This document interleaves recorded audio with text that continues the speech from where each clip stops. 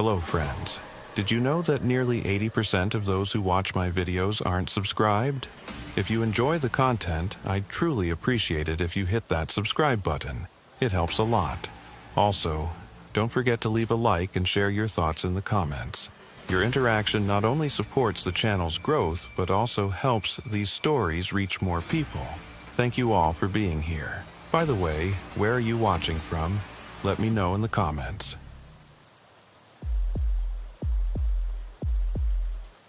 Sheriff Arden Kincaid had spent 17 years patrolling the fog-drenched coastline of Coos County, Oregon, where the Pacific Ocean crashed against jagged cliffs and ancient forests stood like silent witnesses to centuries of human passage. In all those years, she had learned that the wilderness along this stretch of coast kept its secrets well, swallowing hikers who strayed from marked trails, claiming fishermen who ventured too close to unstable rock faces, and occasionally revealing bones that had been hidden for decades in the dense undergrowth.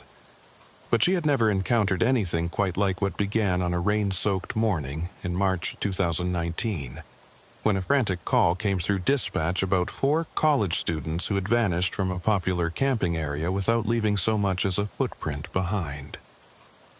The call came in at 6:23 a.m., just as Kincaid was reviewing incident reports from the previous night's patrol. The voice on the other end belonged to a young man named Travis Chen, who identified himself as a University of Oregon student and explained that he had arrived at the Cape Perpetua campground to meet his girlfriend and 3 other friends, only to find their campsite abandoned in a way that made no sense. The tents were still standing, their sleeping bags laid out as if the occupants had simply stood up and walked away in the middle of the night.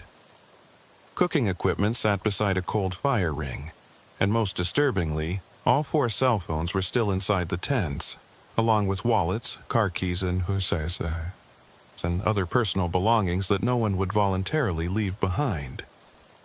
Kincaid listened carefully as Chen described the scene, noting the tremor in his voice that suggested genuine fear rather than the pranks that occasionally wasted department resources. She asked him specific questions about the timeline, learning that the group had planned a 3-day camping trip, and Chen was supposed to join them on the 2nd day after finishing a morning class. When he arrived at the designated campsite around 10 p.m. the previous evening, he found everything as he was now describing it, with no sign of his girlfriend or the others. He had spent the night in his car, assuming they had gone for a late hike and would return. But when dawn broke and they still hadn't appeared, he decided to call for help. 20 minutes later, Kincaid was navigating her patrol vehicle down Highway 101, the 2-lane road that hugged the Oregon coastline through some of the most spectacular and unforgiving terrain in the state. Dense fog rolled in from the ocean, reducing visibility to less than 100 feet and creating the disorienting sensation of driving through clouds. She had called Deputy Lyle Torrance to meet her at the campground, knowing that she would need backup if this situation was what it appeared to be. 4 missing persons in an area known for treacherous terrain and unpredictable weather. Cape Perpetua was a popular destination for tourists and locals alike, a dramatic headland rising 800 feet above the Pacific Ocean and offering hiking trails through old-growth forests that had stood for centuries. The campground sat in a protected valley a mile inland from the coastal viewpoints, surrounded by Sitka spruce and Douglas fir trees that blocked out most of the sunlight even on clear days. Kincaid had been called to this area before for minor incidents: vehicle break-ins, underage drinking citations, the occasional hiker with a twisted ankle, but never for something that carried the ominous weight of this situation. She found Travis Chen's vehicle parked at the entrance to Campsite 17, a designated spot that included a cleared area for tents, a metal fire ring, and a wooden picnic table weathered gray by years of coastal moisture. Chen himself was pacing beside his car, a thin young man in his early 20s wearing a University of Oregon sweatshirt and looking like he hadn't slept in 24 hours. As Kincaid pulled up, he immediately approached her vehicle, words spilling out in a rush of anxiety and confusion. "Thank God you're here," Chen said as Kincaid stepped out of her patrol vehicle. "I've been going crazy trying to figure out what happened. Sarah would never just leave her stuff like this. None of them would. Something's really wrong." He gestured toward the campsite behind him, where Kincaid could see 3 tents arranged in a rough semicircle around a fire ring. Even from this distance, the scene had an unsettling quality. Too neat, too undisturbed, as if the occupants had simply evaporated into the foggy morning air. Kincaid retrieved her camera and evidence kit from the vehicle, then approached Chen with the calm demeanor that came from years of dealing with emergencies.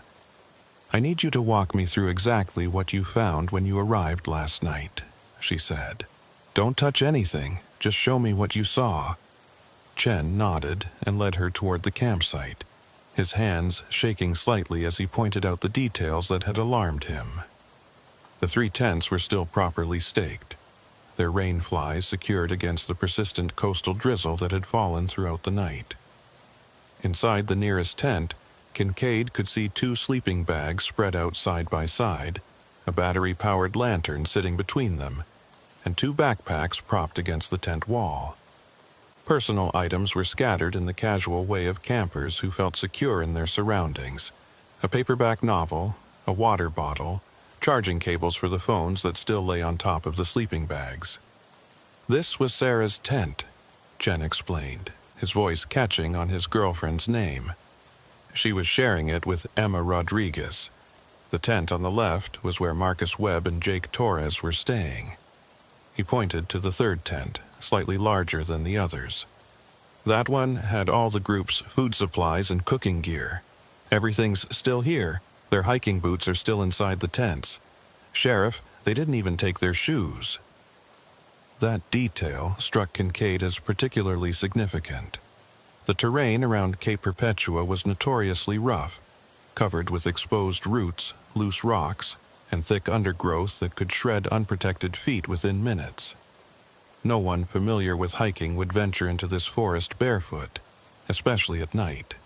She photographed the tent interiors from multiple angles, documenting the positions of every visible item before moving to examine the fire ring. The campfire had burned down to cold ashes, suggesting it had been extinguished or simply allowed to die out many hours earlier. Kincaid knelt beside the fire ring and studied the surrounding ground carefully. The earth here was soft from recent rain, and she could see footprints in the mud around the campsite, multiple sets of boot prints that matched the hiking boots visible inside the tents. But beyond the immediate area of the campsite, the prints seemed to simply stop, as if the 4 campers had walked to the edge of their designated space and then vanished into thin air.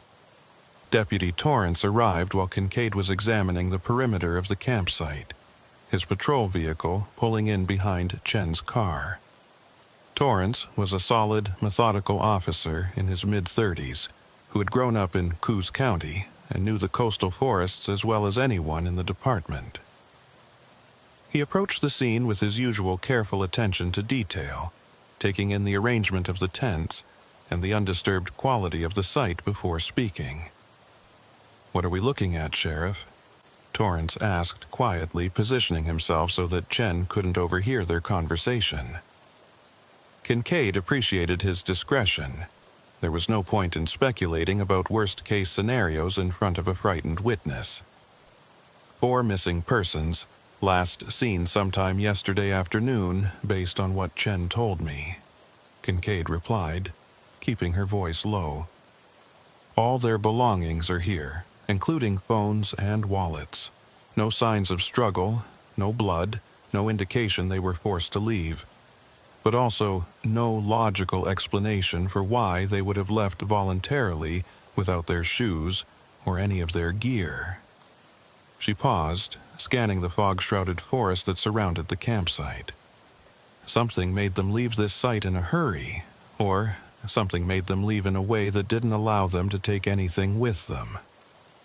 Torrance's expression grew more serious as he processed this information. "You thinking abduction?" he asked. Would take some serious coordination to grab 4 people at once without any sign of resistance. I don't know what I'm thinking yet, Kincaid admitted. But I want to expand the search perimeter and see if we can pick up any tracks beyond the immediate campsite area. Also, need to start interviewing anyone who was camping in this area yesterday or last night. Someone might have seen or heard something useful. She turned to look at Chen, who was standing near his vehicle with his arms wrapped around himself against the morning chill. And we need to get detailed information about the missing persons, full descriptions, medical conditions, their plans for this trip, any reason they might have to disappear voluntarily. Over the next hour, Kincaid and Torrance conducted a systematic search of the area surrounding Campsite 17, working in expanding circles and documenting everything they found. The forest here was typical of the Oregon coast, incredibly dense, with limited visibility beyond a few dozen feet in any direction. Sword ferns created thick ground cover between the massive tree trunks, and fallen logs covered with moss created natural barriers that made straight-line travel almost impossible.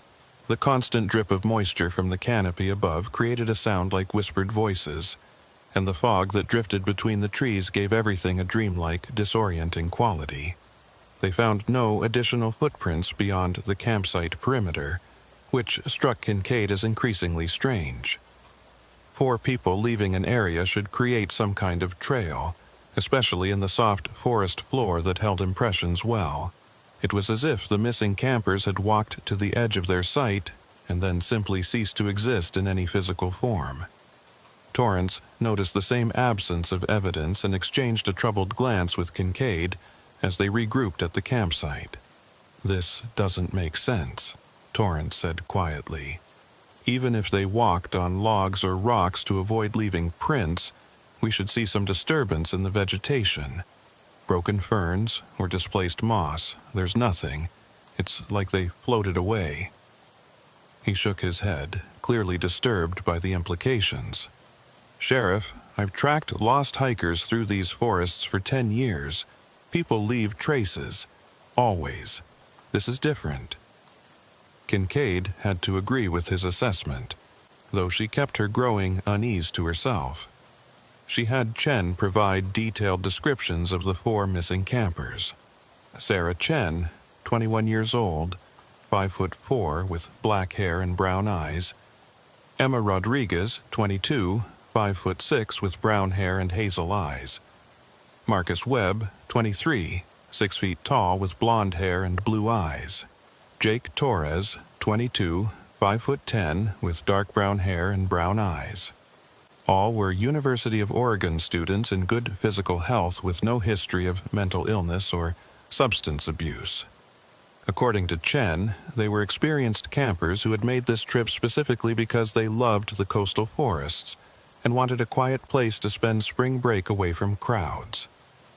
"Did any of them mention seeing anything unusual during their first day here?" Kincaid asked. "Other campers who made them uncomfortable? Strange sounds in the forest? Anything at all out of the ordinary?" Chen thought for a moment, then shook his head. "Sarah texted me around 4 o'clock yesterday afternoon. She said they'd had a great day hiking to the coastal viewpoints and were planning to cook dinner and turn in early. Everything sounded completely normal. She was excited about me joining them today." His voice broke slightly. "That was the last message I got from her." Kincaid pulled out her radio and called dispatch, requesting additional units to begin a full-scale search and rescue operation. Within an hour, the campground area was swarming with personnel from multiple agencies: Coos County Sheriff's deputies, Oregon State Police, Forest Service Rangers, and volunteer search and rescue teams familiar with the Cape Perpetua terrain. Search dogs were brought in to try to pick up the scent trails of the missing campers, but the dogs behaved strangely, refusing to leave the immediate area of the campsite and showing signs of distress that their handlers found unusual. "These dogs are trained to track in difficult conditions," explained handler Karen Briggs, a veteran of dozens of search operations in Oregon's wilderness areas. "I've never seen them refuse to pick up a scent like this. They're clearly smelling something that belonged to the missing people. I gave them items from the tents, but they won't follow any trail beyond this clearing. It's like the scent just stops. She looked troubled as she watched her German shepherd pacing nervously at the edge of the campsite, whining and pulling back toward the tents whenever Briggs tried to lead him into the forest. This isn't normal behavior, Sheriff. Something's got them spooked. By mid-afternoon, more than 50 searchers were combing the forests and coastal areas around Cape Perpetua, calling out the names of the missing campers and checking every ravine, cave, and hidden spot where someone might have fallen or taken shelter. Helicopters equipped with thermal imaging flew grid patterns over the dense canopy, searching for any sign of body heat that might indicate the location of the 4 missing students.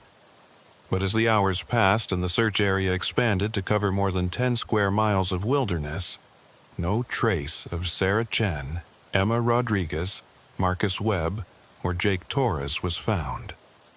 Kincaid remained at the campsite, treating it as both a missing persons case and a potential crime scene until she could determine which it actually was. She had the contents of each tent carefully documented and collected, bagging the cell phones for later analysis and preserving any items that might provide clues about what had happened. The phones themselves were all powered on but locked, requiring passwords that Chen didn't know. She would need to get warrants to access them, a process that would take time even with the urgency of the situation. As evening approached and the fog grew thicker, transforming the forest into an impenetrable gray wall, Kincaid made the decision to suspend active searching until morning. The terrain was too dangerous to navigate at night, and the fog made it nearly impossible to see more than a few feet ahead. Search teams were instructed to return at first light, and temporary lighting was set up around the campsite to preserve it overnight.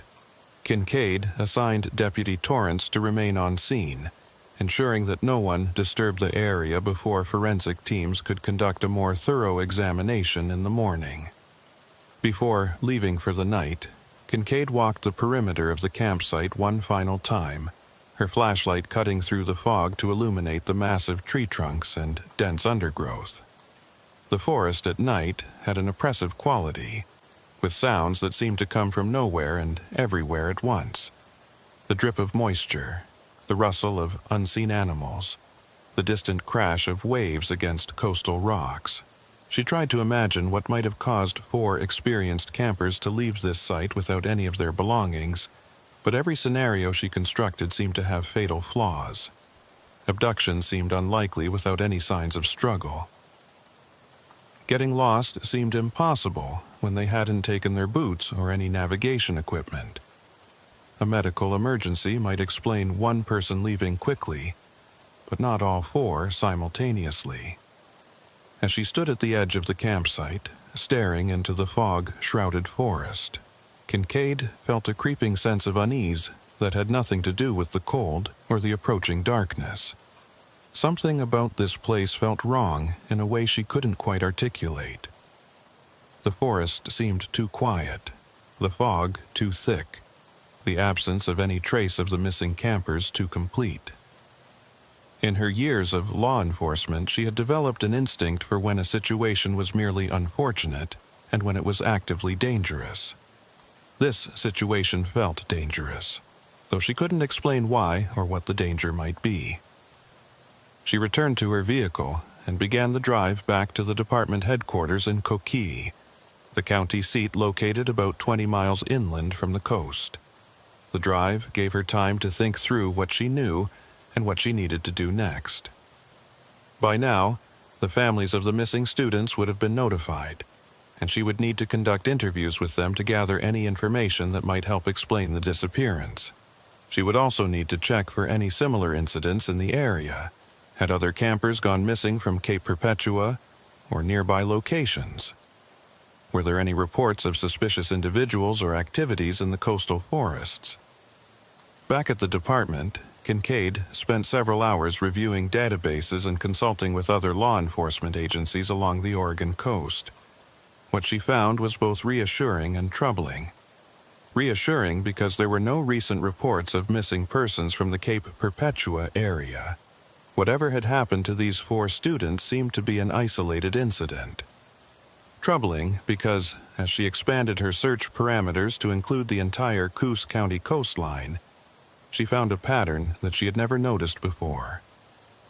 Over the past 15 years, there had been 11 cases of missing persons reported from camping areas along this stretch of coast. Most had been classified as lost hikers who had presumably fallen from cliffs or been swept out to sea, their bodies never recovered. The terrain was dangerous enough that such conclusions were reasonable, even inevitable. But as Kincaid reviewed the case files, she noticed something that sent a chill down her spine. In 3 of those cases, all from the past 5 years, the missing persons had last been seen at campsites where their belongings had been left behind, just like the current situation. The first was a solo hiker named Martin Chambers, who had disappeared from a campsite near Sunset Bay in 2015. His tent had been found intact with all his gear inside, including his wallet and cell phone. The second was a married couple, David and Lisa Hernandez, who had vanished from a campsite near Shore Acres State Park in 2017. Their campsite had been found undisturbed with their vehicle, camping equipment, and personal belongings all in place. The third was a young woman named Rachel Morrison, who had disappeared from a campsite near Bandon in 2018. Like the others, her campsite had shown no signs of struggle or forced departure, just an eerie absence of the person who had been there. All 4 cases had been investigated as missing persons cases, with searches conducted and families notified, but no bodies had ever been recovered, and no evidence of foul play had been found. Eventually, the cases had been closed with the assumption that the missing persons had wandered away from their campsites and met with accidents in the treacherous coastal terrain, falling from cliffs, being swept away by rogue waves, or becoming lost in the dense forests and succumbing to exposure. But now, with 4 more people missing under nearly identical circumstances, Kincaid couldn't shake the feeling that these cases were connected by something other than coincidence. The pattern was too consistent. Campsites left undisturbed, personal belongings abandoned, no trace of the missing persons beyond the immediate area of their camps. Someone who knew these coastal forests intimately might be able to abduct people without leaving evidence, but it would require considerable skill and local knowledge. And it would require a motive that Kincaid couldn't yet identify. She printed out the case files for the previous missing persons and spread them across her desk, studying the details and looking for any connections between the victims. They varied in age from early 20s to mid-40s, included both men and women, and came from different parts of Oregon and neighboring states. None of them had known each other or had any obvious connections. The only thing they had in common was that they had all chosen to camp in isolated areas along the Coos County coastline, and they had all vanished without leaving any trace behind. As midnight approached, Kincaid was still at her desk, comparing maps of the locations where people had disappeared and trying to identify any geographic patterns. What she found was interesting. All of the disappearances had occurred within a 20-mile stretch of coastline between Cape Arago and Cape Perpetua, an area characterized by extremely dense forest, dramatic coastal topography, and limited human population. This was some of the most remote and difficult terrain on the Oregon coast, where cell phone coverage was spotty at best, and help could be hours away even in good weather. The next morning arrived with the same heavy fog that had characterized the previous day, and Kincaid returned to Cape Perpetua to oversee the continuation of the search operation. Additional resources had been mobilized overnight, including a forensic team from the Oregon State Police Crime Lab who would conduct a detailed examination of the campsite for any evidence that might have been missed in the initial search. Kincaid met with the lead forensic investigator, a methodical woman named Dr. Patricia Oakes, who had worked dozens of missing persons cases throughout the state. "I read the initial reports," Dr. Oakes said as she surveyed the campsite. "This is unusual, Sheriff. 4 people don't just vanish without leaving some kind of evidence behind. We'll process everything we can, soil samples, trace evidence, anything that might tell us what happened here." She paused, studying the arrangement of the tents and the surrounding forest. "Have you considered that this might be a staged scene? That someone wanted it to look like the campers simply walked away?" The possibility had occurred to Kincaid, though she hadn't wanted to voice it without more evidence. "What makes you think it might be staged?" she asked. Dr. Oakes gestured towards the tents. "Everything's too neat. Even people who are careful campers don't usually leave their sites this organized, and the fact that personal belongings are arranged in a way that makes them easily visible, phones on top of sleeping bags, wallets laid out neatly. It feels deliberately presented, like someone wanted us to know these items were left behind." She looked troubled. "In my experience, when people leave suddenly because of an emergency or a threat, they grab things randomly. They don't carefully position their belongings for discovery." The forensic team spent the entire day processing the campsite, collecting samples and examining every inch of the area for evidence that might explain the disappearance. They found no blood, no signs of struggle, no indication that weapons had been present or that any violence had occurred. The soil samples showed nothing unusual, and fingerprint analysis of items in the tents revealed only the prints of the 4 missing campers and Travis Chen. It was as if Sarah Chen, Emma Rodriguez, Marcus Webb, and Jake Torres had simply ceased to exist between the time Chen received his girlfriend's text message at 4 p.m. and the time he arrived at the campsite at 10 p.m. Meanwhile, search teams continued to comb the surrounding forests and coastline, expanding their grid patterns to cover an increasingly large area. Helicopters flew low over the canopy, using both visual searches and thermal imaging to look for any sign of the missing students. Coast Guard vessels patrolled the shoreline, checking for bodies that might have washed up or clothing that might have been carried by ocean currents.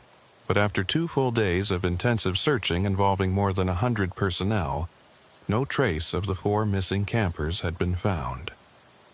On the 3rd day of the investigation, Kincaid decided it was time to start looking beyond the immediate area of the disappearance and focus on who might have the knowledge and opportunity to make 4 people vanish so completely.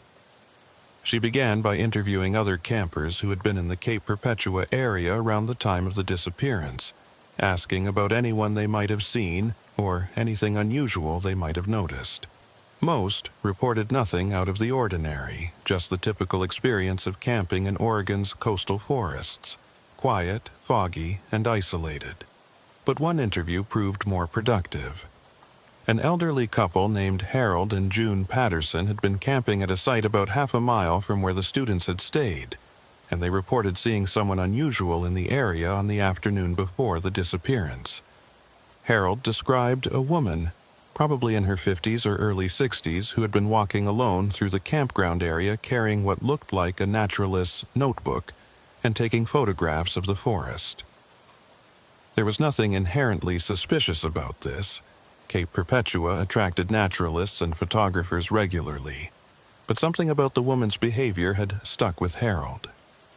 She seemed very interested in who was camping where, Harold explained. I saw her walking past our site twice, and both times she was looking at the occupied campsites more than she was looking at the forest. And when I said hello to her, just being friendly, she barely acknowledged me and kept walking. Most people on these trails are pretty sociable, especially the locals. This woman acted like she didn't want to be noticed or remembered. He paused, thinking. Also, she wasn't dressed like a typical day hiker. She had serious hiking boots, the kind you use for rough terrain, and she was carrying a large backpack that looked heavy, like she had significant supplies with her. Kincaid asked Harold to describe the woman in detail, and he provided a description of a woman approximately 5'7", with gray-brown hair pulled back in a ponytail, wearing dark green hiking pants and a gray jacket. He hadn't gotten close enough to see her face clearly in the foggy conditions, but he estimated she was probably in her late 50s or early 60s based on her hair color and general appearance. June Patterson added that she had seen the same woman, or someone matching that description, walking toward the area where the students' campsite was located, though she hadn't paid much attention at the time. This was the first potentially useful lead Kincaid had uncovered, and she immediately had Deputy Torrance start checking with Forest Service rangers and campground hosts to see if anyone knew of a woman matching that description who frequented the Cape Perpetua area. The response came back within a few hours, and it provided Kincaid with her first solid direction to investigate. Several rangers and longtime volunteers in the area knew exactly who Harold Patterson had described, and the information they provided made Kincaid's instincts sharpen with recognition that this case might be more complex than a simple missing person situation. The woman was named Maeve Holleran, and she had lived in the Coos County coastal area for more than 30 years. She was known to local rangers and frequent visitors as someone who spent an unusual amount of time in the coastal forests, often camping alone for extended periods and conducting what she claimed was naturalist research. She was described as intensely private, sometimes unfriendly, and possessive of certain areas of the forest that she seemed to consider her personal territory. More significantly, several rangers mentioned that Holleran had been involved in disputes with campers and hikers over the years, accusing them of disturbing wildlife habitats and damaging sensitive forest areas. "Maeve's a bit of a character," explained Forest Service Ranger Tom Brightwell when Kincaid interviewed him at the ranger station. "She knows these forests better than anyone I've ever met, and she's passionate about protecting them. But she can be confrontational with people she thinks aren't respecting the wilderness properly. I've had to mediate a few situations where she's gotten into arguments with campers." He hesitated, then added, "She's never been violent or anything like that, but she definitely has a hostile attitude toward what she calls tourist campers who come here without proper appreciation for the environment." Kincaid asked for Holleran's address and any information about her background. What she learned was intriguing and potentially concerning. Maeve Holleran lived in an extremely remote cabin situated on private land about 15 miles south of Cape Perpetua, in an area so isolated that it required a four-wheel drive vehicle to access. She had purchased the property in 1989 and had lived there alone ever since, supporting herself through freelance naturalist photography and occasional writing for outdoor magazines. She had no criminal record, but there were numerous complaints on file from campers and hikers who had encountered her in the forests and found her behavior threatening or disturbing. One complaint from 2016 was particularly notable. A family camping near Bandon had reported that a woman matching Holleran's description had approached their campsite after dark and told them they needed to leave the area immediately because they were disrupting essential forest processes. When the family refused, the woman had allegedly stood at the edge of their campsite for hours, just watching them in silence. The family had been frightened enough to pack up and leave in the middle of the night, and they had filed a formal complaint with both the Forest Service and the Coos County Sheriff's Department. The complaint had been investigated, but no charges had been filed because there was no evidence of actual threats or illegal behavior. As Kincaid read through the various reports about Maeve Holleran, she felt her investigative instincts crystallizing around this woman as a potential person of interest in the disappearances. Holleran had the local knowledge necessary to navigate the coastal forests without leaving traces. She had a documented history of hostility toward campers. She had been seen in the area immediately before the most recent disappearance. And perhaps most significantly, her property was located within the 20-mile stretch of coastline where all of the previous disappearances had occurred. It was time to have a conversation with Maeve Holleran, but Kincaid knew she needed to approach this carefully. If Halloran was involved in the disappearances, confronting her directly might cause her to destroy evidence or simply refuse to cooperate. On the other hand, 4 people were missing, and time was critical if there was any chance they were still alive. Kincaid made the decision to visit Halloran's property with Deputy Torrance, ostensibly to ask routine questions about whether she had seen anything unusual in the area, while actually assessing whether this woman might be responsible for what had happened to the missing campers. The drive to Halloran's property took nearly an hour, following progressively smaller and rougher roads until they were navigating a rutted dirt track that wound through dense forest and across several small streams. The isolation was profound. They passed no other vehicles and saw no signs of human habitation once they left the main highway. This was exactly the kind of place where someone could operate without witnesses, where screams would never be heard and secrets could be kept indefinitely. Halloran's cabin finally came into view at the end of the track, a weathered wooden structure surrounded by towering Douglas firs and sitting in a small clearing that showed signs of careful maintenance. Smoke rose from the chimney, indicating someone was home. Kincaid and Torrance approached slowly, parking their patrol vehicle in a visible location and taking note of the property layout before proceeding toward the cabin. Several outbuildings were visible behind the main structure, and Kincaid noticed that the property was surprisingly well equipped for such a remote location.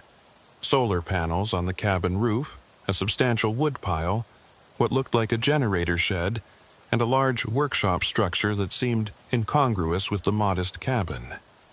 Before they could reach the front door, it opened, and Maeve Halloran stepped out onto the porch. She matched the description Harold Patterson had provided, a woman in her late 50s or early 60s with gray-brown hair, wearing practical outdoor clothing and carrying herself with a confident, almost aggressive posture. Her expression, as she looked at the 2 sheriff's deputies, was not welcoming, but neither was it particularly alarmed, which Kincaid found interesting. Most people in remote areas were either friendly toward law enforcement visitors or nervous about why police had come to their property. Halloran seemed neither, just coldly evaluative. "You're on private property," Halloran said without preamble, her voice carrying clearly across the clearing. "Unless you have a warrant, I'd appreciate it if you'd leave." It was not the greeting Kincaid had expected, and it immediately put her on alert. She stopped at a respectful distance from the porch and identified herself and Deputy Torrance, explaining that they were investigating the disappearance of 4 campers from Cape Perpetua and were interviewing people who might have information about unusual activity in the area. "I don't have any information," Halloran replied flatly. "I mind my own business and I expect others to do the same. Now, if there's nothing else, I have work to do." She started to turn back toward her cabin, clearly intending to dismiss them without any further conversation. Kincaid knew she needed to establish some level of cooperation without causing Halloran to completely shut down. "Ms. Halloran, 4 people are missing, and their families are desperate for any information that might help us find them," Kincaid said, keeping her tone professional but firm. "We understand you spend a lot of time in the coastal forests and know the area extremely well. Even if you didn't see anything specific, your knowledge of the terrain might help us focus our search efforts more effectively. We're just asking for a few minutes of your time." Halloran turned back to face them, and her expression was unreadable. She seemed to be weighing something in her mind, calculating whether cooperation or continued resistance would serve her interests better.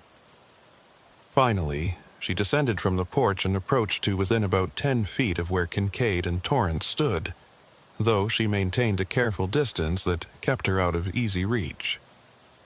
Up close, Kincaid could see that Halloran was probably stronger than her age might suggest, with the lean, muscled build of someone who spent most of their time doing physical labor outdoors. "What do you want to know?" Halloran asked, her tone suggesting that she was granting a favor rather than cooperating with a law enforcement investigation. Kincaid ran through the basic questions, Had Halloran been in the Cape Perpetua area 2 days ago? Had she seen the 4 missing campers, or noticed anything unusual? Did she have any theories about what might have happened to them? To each question, Halloran provided minimal responses. Yes, she had been hiking in that area. No, she hadn't specifically noticed the 4 campers Kincaid described.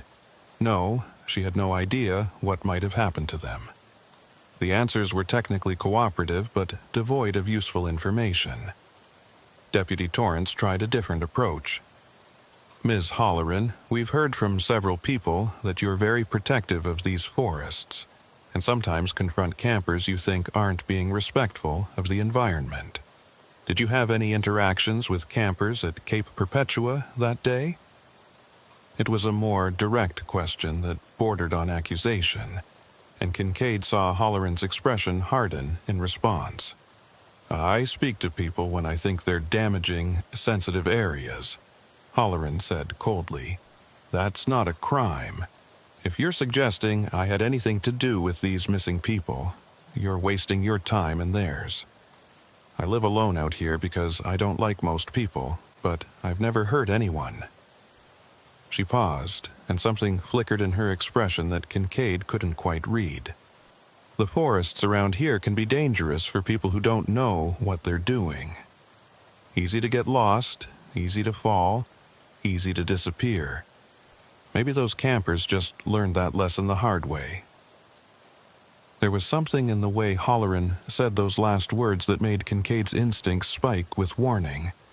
It wasn't quite a confession, and it wasn't quite a threat, but it carried an undercurrent of knowledge that seemed significant.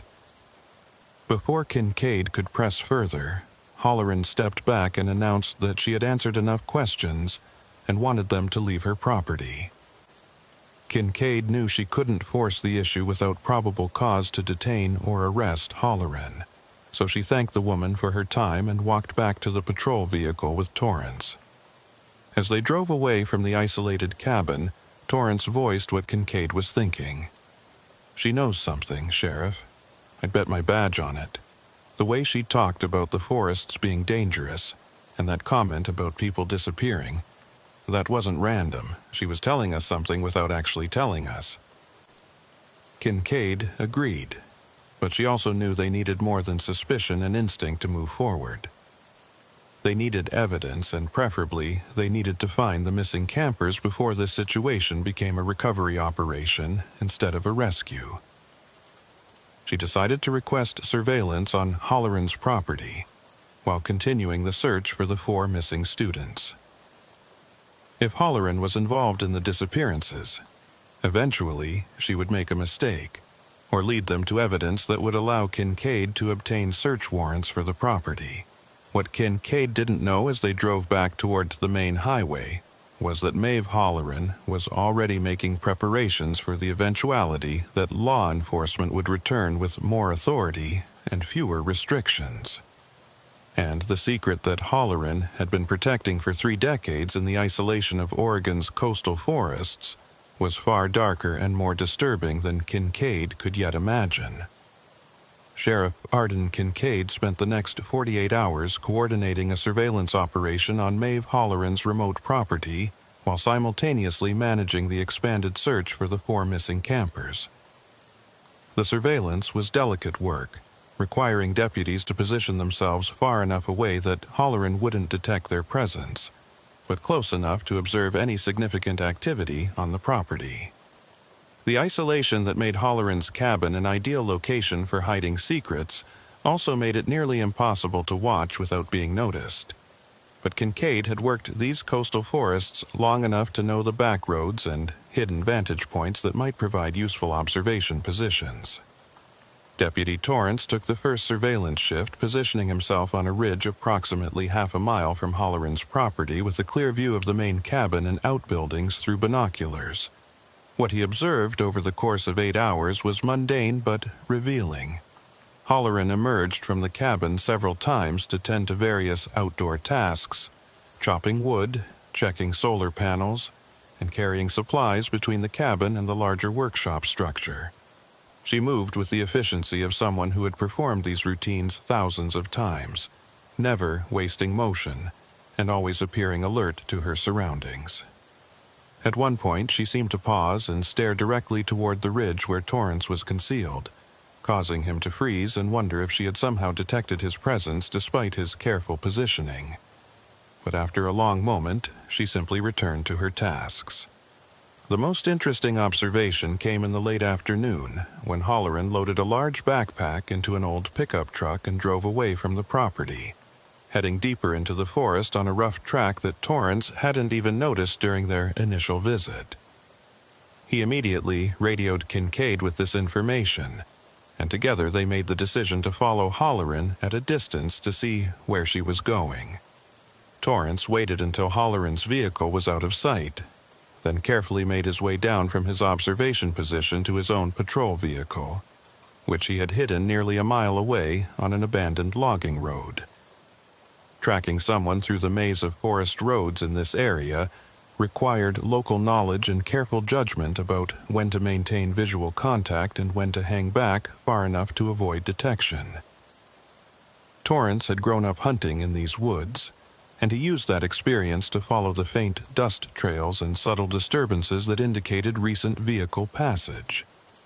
After nearly 40 minutes of slow, careful pursuit, he found himself approaching an area he recognized, a section of old-growth forest near the boundary of the Cape Perpetua scenic area, not far from where the 4 campers had disappeared. Torrance stopped his vehicle and proceeded on foot, moving as quietly as possible through the dense undergrowth.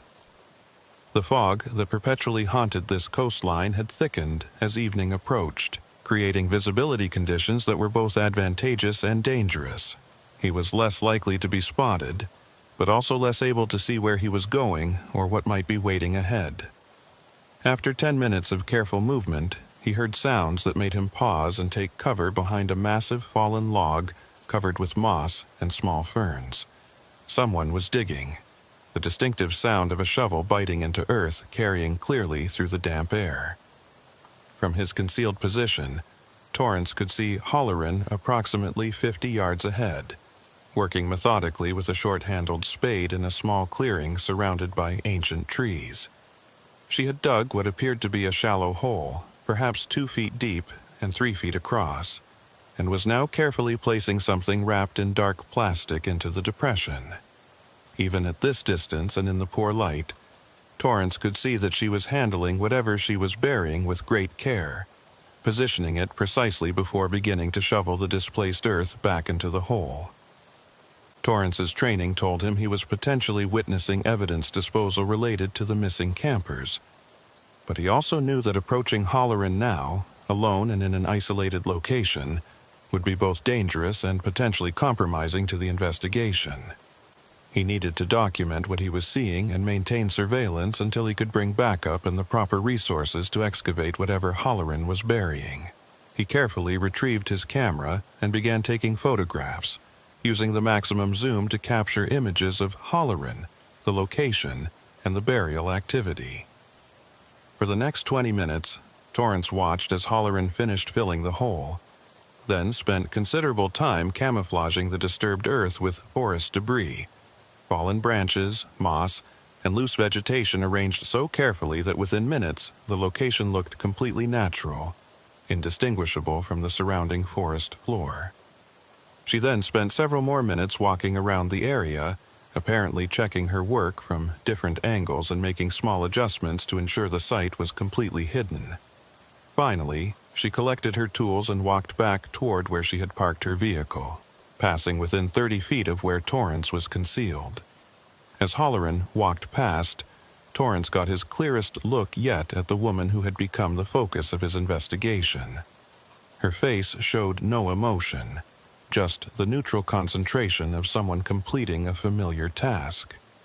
She wasn't nervous or hurried. She was simply efficient, like someone who had done this exact thing many times before, and knew exactly how to do it without making mistakes.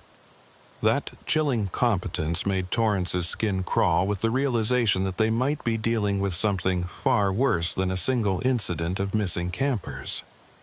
Once Holleran's vehicle had departed and enough time had passed to ensure she wasn't returning, Torrance carefully approached the location where she had been digging. Even knowing exactly where to look, he had difficulty identifying the precise spot where the burial had occurred. Holleran's camouflage work was extraordinarily effective. He marked the location using GPS coordinates and took extensive photographs from multiple angles, documenting the surrounding trees and landmarks that would allow them to return to this exact spot with excavation equipment. He reported his observations to Sheriff Kincaid, who immediately began the process of obtaining a search warrant for both the burial site and Holleran's property. The photographs and Torrance's testimony about watching Holleran bury something in the forest provided probable cause, but Kincaid knew that the warrant process would take time, potentially several hours, even with a judge who understood the urgency.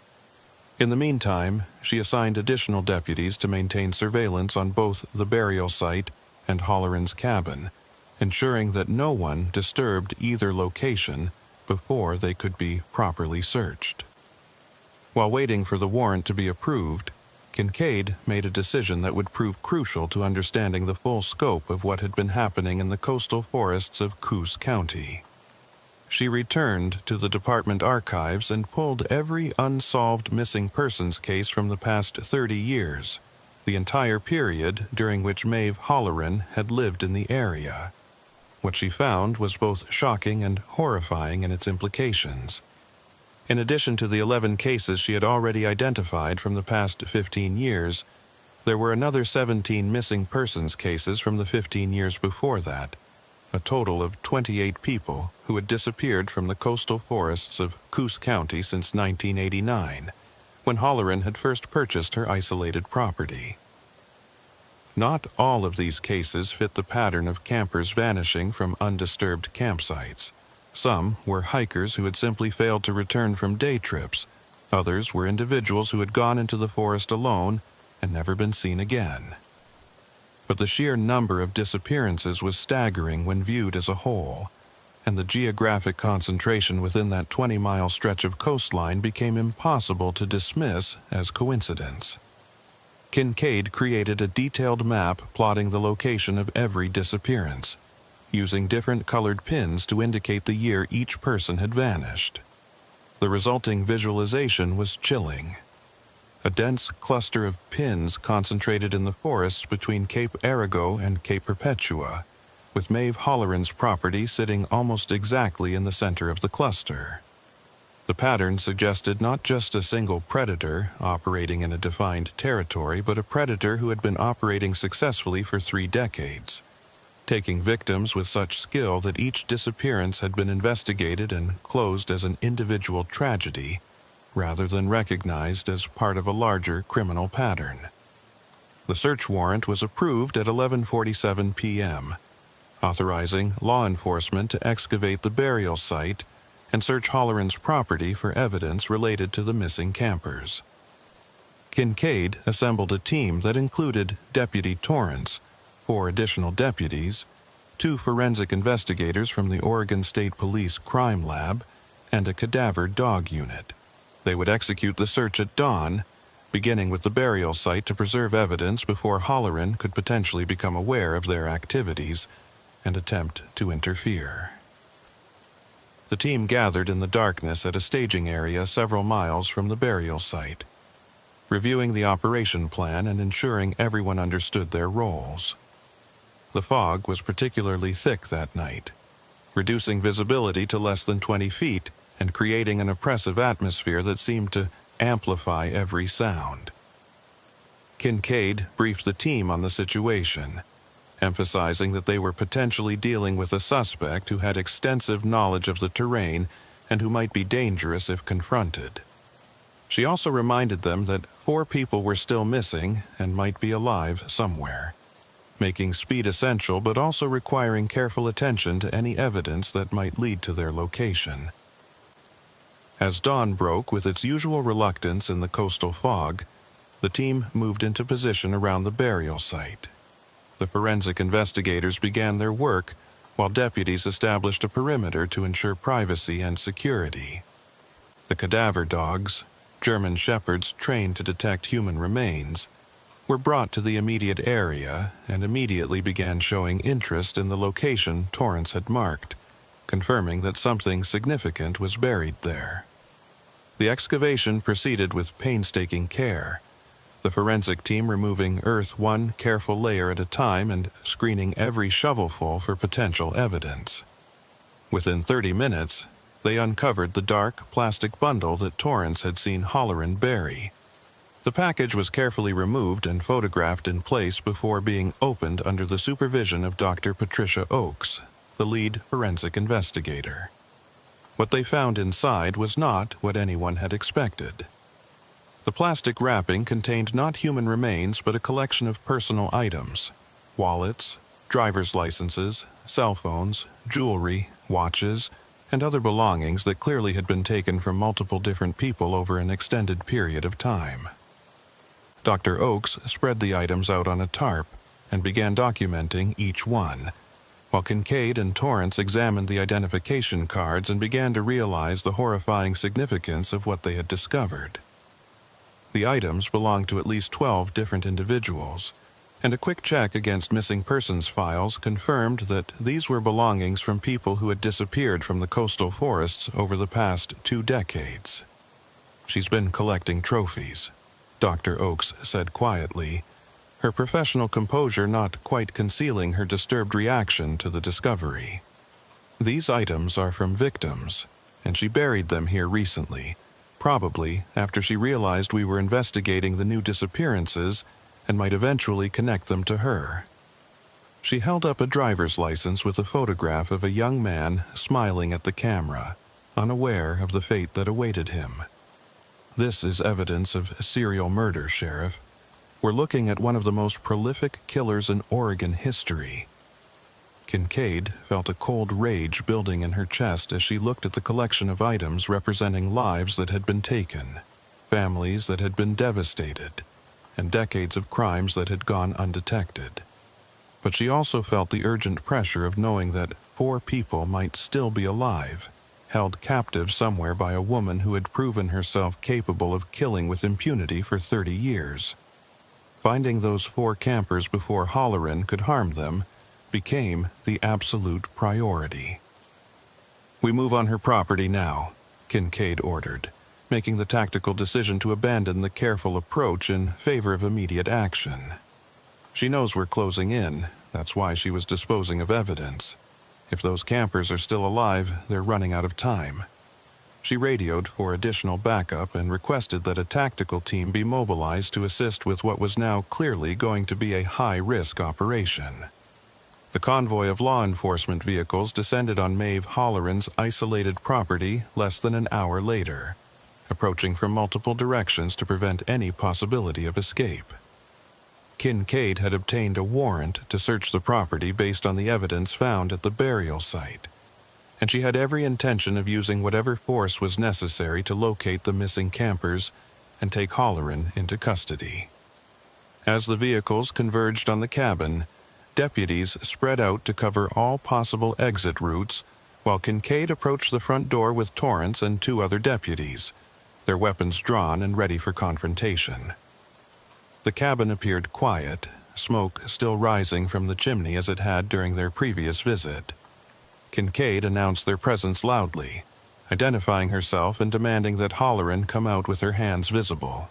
There was no response, and after waiting the appropriate time for compliance, Kincaid gave the order to breach the door.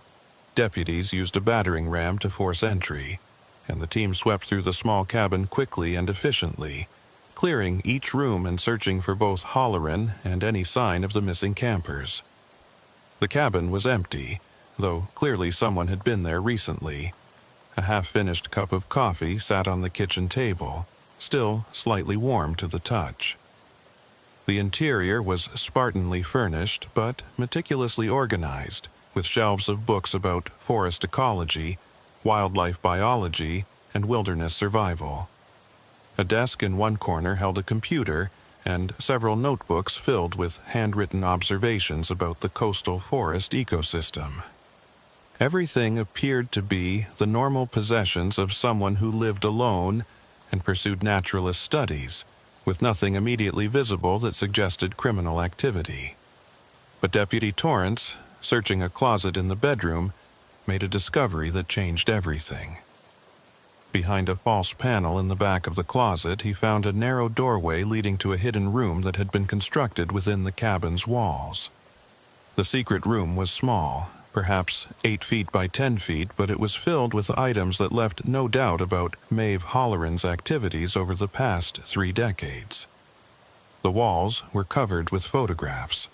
Dozens of photographs showing people hiking, camping, and moving through the coastal forests, clearly taken without the subject's knowledge or consent.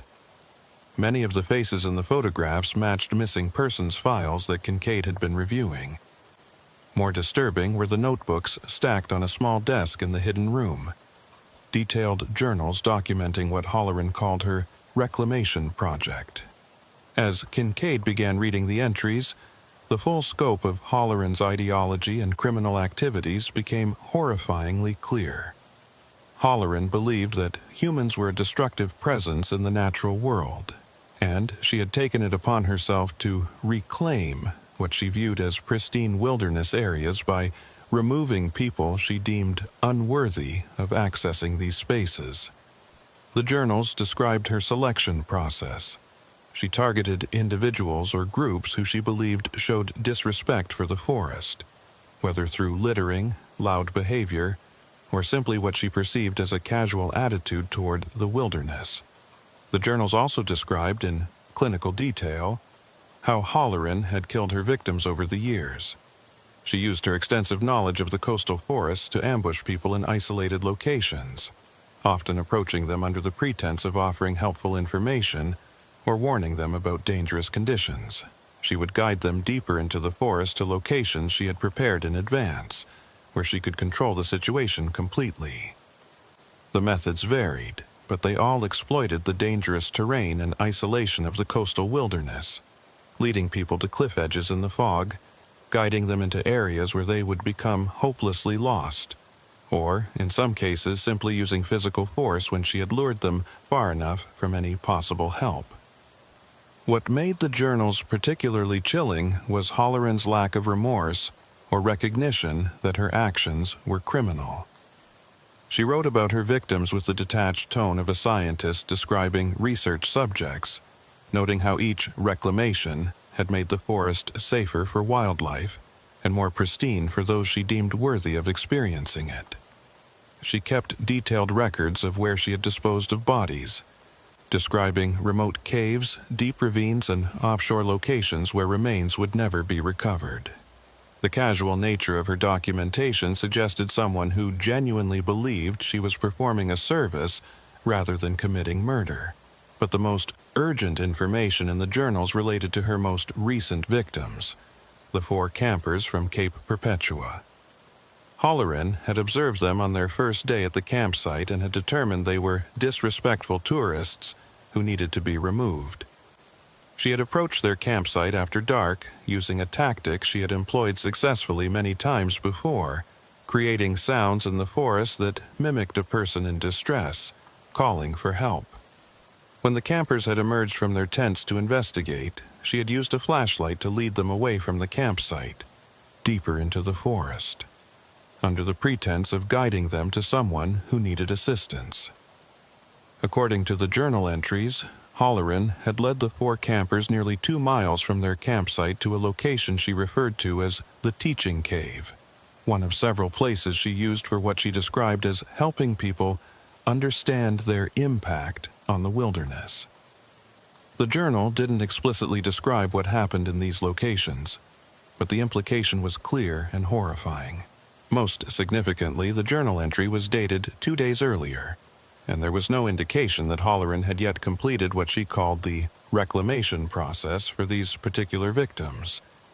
This suggested the possibility that the 4 campers might still be alive, held somewhere in this teaching cave, while Holleran decided their ultimate fate. "We need to find this cave immediately," Kincaid said urgently, studying the journal entries for any indication of its location. Halloran had been careful not to include specific coordinates or directions in her writings, referring to the various locations she used only by names that meant something to her, but would be meaningless to anyone else. The teaching cave could be anywhere in the thousands of acres of coastal forest and cliff formations that characterize this area. The search of the property continued with increased urgency.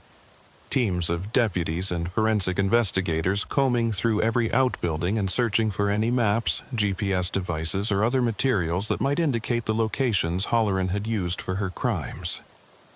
In the workshop building behind the cabin, they found a large table covered with topographic maps of the coastal region, many of them annotated with symbols and notes in Halloran's handwriting. Dr. Oakes photographed all of the maps in place before the team began analyzing them for clues about the locations of interest. One map in particular drew Kincaid's attention, a detailed topographic chart of the coastal cliffs and sea caves in the area directly north of Halloran's property. Several locations were marked with symbols that appeared to indicate caves or cavities in the cliff faces, and one of these marks had a notation beside it that read, "Primary teaching location. Optimal isolation." The location was approximately 3 miles from Halloran's cabin, in an area of extremely rugged coastal terrain where cliffs dropped 200 feet to the ocean below, and the forest grew thick and dark even during daytime. Kincaid organized an immediate response, assembling a team that included deputies experienced in technical rescue operations, and requesting assistance from the Coast Guard for water-based access to the coastal caves. The terrain was too dangerous to approach in the fog and fading light, so powerful portable lighting was brought in to illuminate the operation. As the team prepared to move out, one of the deputies searching the property made another crucial discovery: fresh tire tracks leading away from the cabin on a little-used forest road that headed north, directly toward the area where the annotated map suggested the teaching cave was located. "She knew we were coming, and she's gone to them," Torrance said grimly, studying the tire tracks. "Sheriff, if she thinks we're about to discover her victims, she might kill them to eliminate evidence. We need to move fast." Kincaid agreed, and the operation shifted from a careful search to an emergency rescue, with speed becoming as important as caution. The 3-mile journey to the coastal cliff area took nearly an hour, even with GPS guidance and multiple vehicles, due to the extremely rough terrain and the need to approach quietly in case Halloran was present at the location. The team proceeded on foot for the final half-mile, moving through dense forest in near-complete darkness despite their flashlights, the sound of waves crashing against cliffs somewhere ahead, providing an ominous soundtrack to their advance. The fog was so thick that the powerful lights created only small bubbles of visibility, and the team members had to stay close together to avoid becoming separated. As they neared the coordinates indicated on Halloran's map, Deputy Torrance, who was leading the advance team, raised his hand to signal a halt. Ahead, barely visible through the fog and darkness, a faint light source was glowing. As the team moved closer with extreme caution, they could see that the light was coming from inside a cavity in the cliff face. A cave entrance partially concealed by vegetation but now illuminated from within by what appeared to be battery-powered lanterns. Kincaid made the tactical decision to announce their presence rather than attempt a stealthy approach through the dangerous terrain in the darkness.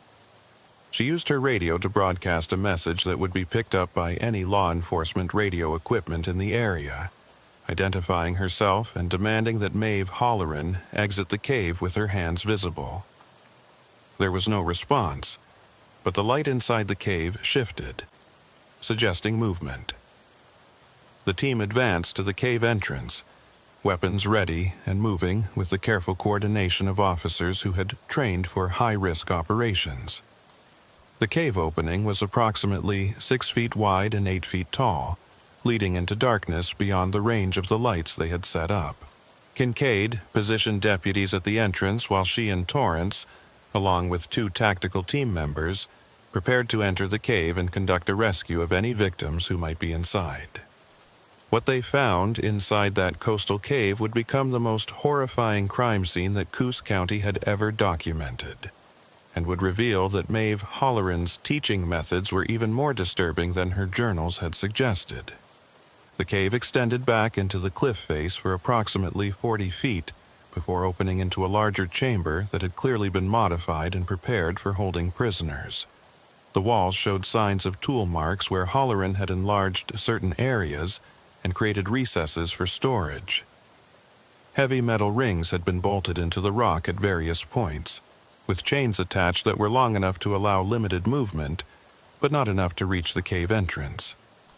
And, in the dim light of the battery-powered lanterns, they found 3 of the 4 missing campers, alive, but in conditions that would haunt Kincaid for the rest of her career.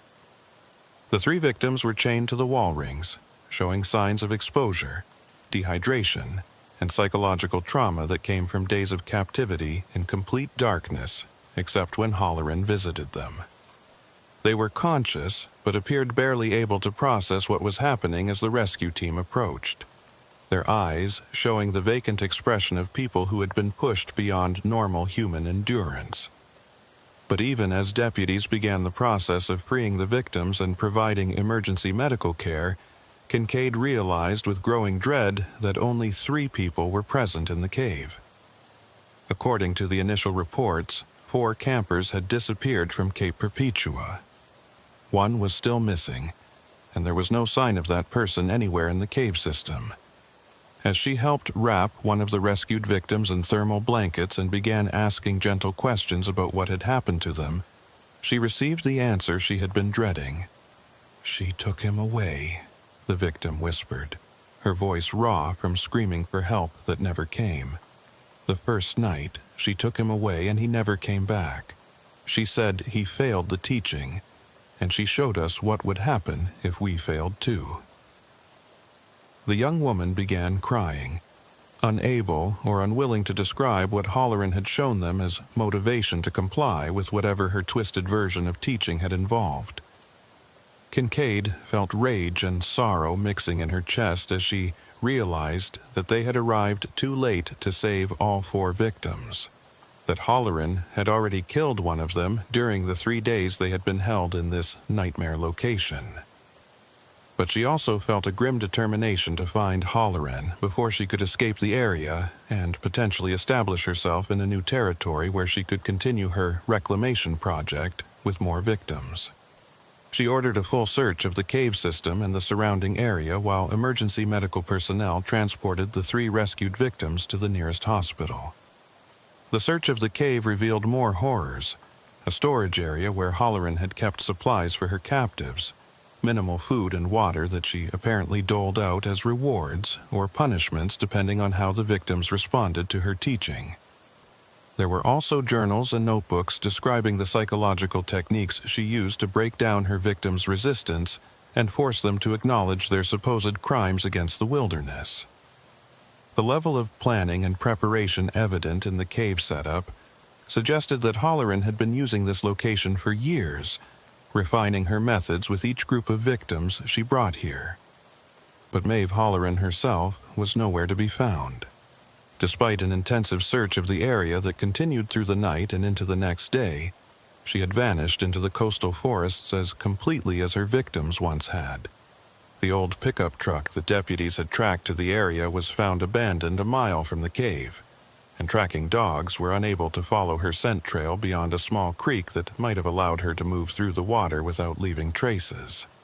As dawn broke on what had been one of the longest nights of Kincaid's career, she stood at the entrance to the cave and looked out over the fog-shrouded forest, knowing that somewhere in that vast wilderness, a predator who had killed more than 24 people over 3 decades was still at large, still free to continue her twisted mission of protecting the forests from those she deemed unworthy.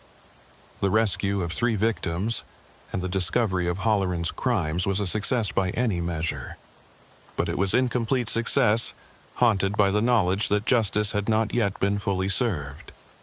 The 3 rescued campers were hospitalized and would require extensive physical and psychological treatment to recover from their ordeal.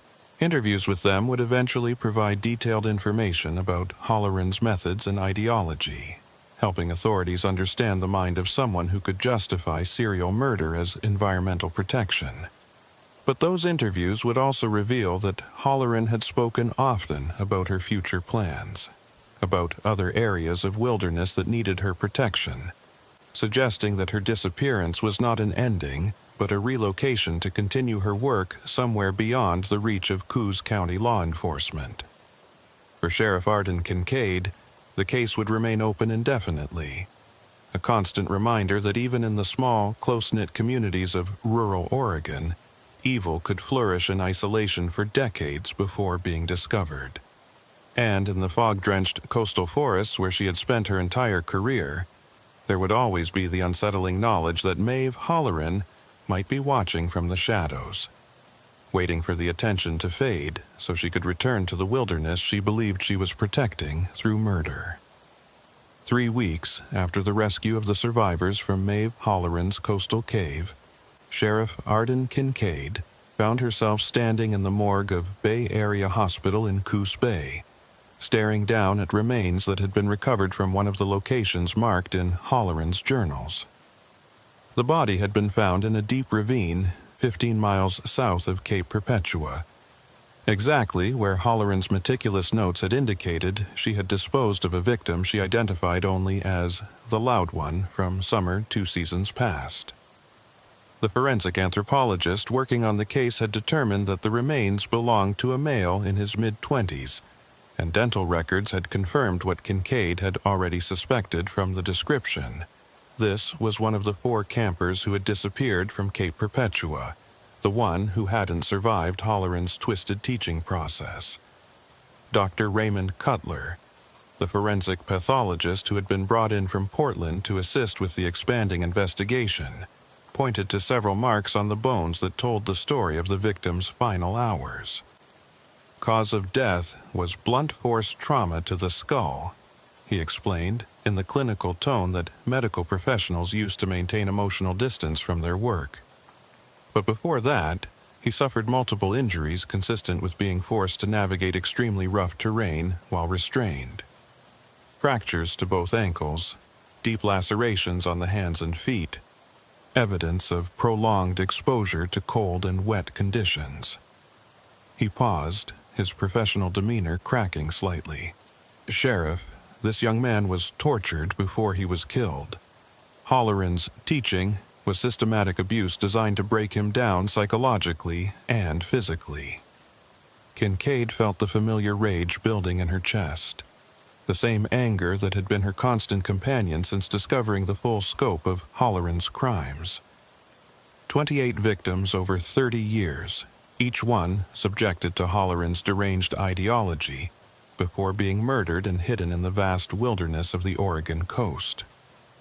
The 3 survivors from the cave had provided detailed statements describing Halloran's methods, how she would lecture them for hours about their supposed crimes against nature, how she would deprive them of food and water, until they agreed to confess their unworthiness to visit the forests, how she would threaten them with the same fate that had befallen their friend if they didn't properly understand her lessons.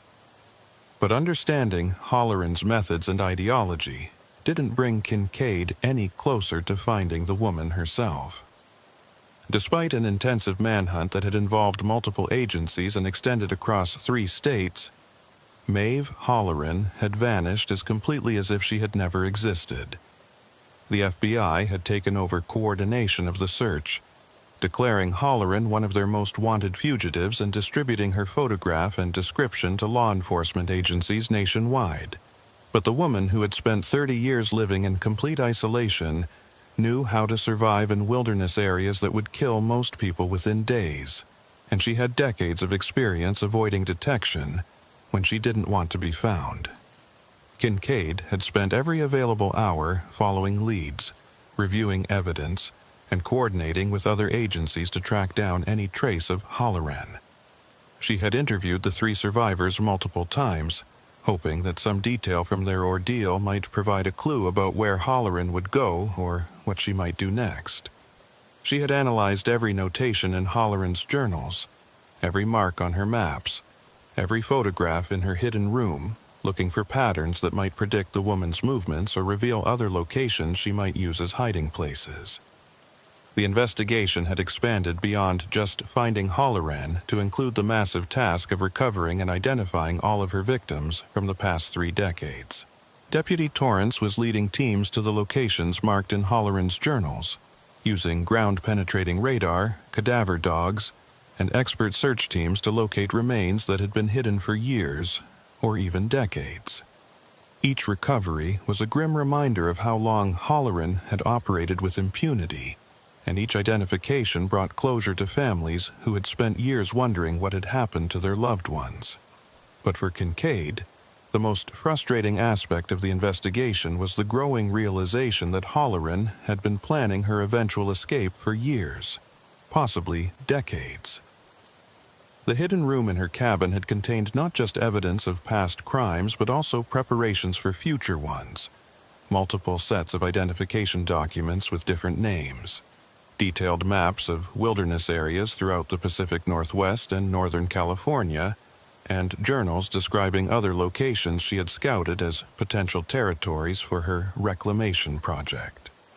The woman had clearly anticipated that she might someday need to relocate her operations, and she had prepared accordingly.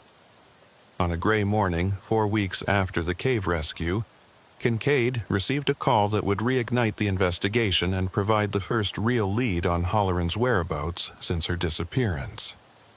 A sheriff's deputy in Josephine County, Oregon, nearly 200 miles south of Coos County, had responded to a report of a suspicious person camping illegally on private land near the town of Cave Junction. When the deputy attempted to make contact with the camper, the individual had fled into the forest, leaving behind camping equipment and supplies. Among the abandoned items was a notebook containing writings that bore striking similarities to Halloran's journals. The same obsessive documentation of forest ecology, the same rhetoric about humans as destructive forces, the same careful observations of other campers and hikers in the area. Kincaid was in her vehicle within minutes of receiving the call, making the 4-hour drive to Josephine County with Deputy Torrance and assembling a response team as she traveled. The Josephine County Sheriff's Department had secured the abandoned campsite and was conducting a search of the surrounding area, but the forest terrain in this region was even more rugged and remote than the coastal forests of Coos County, offering countless hiding places for someone with Halloran's survival skills.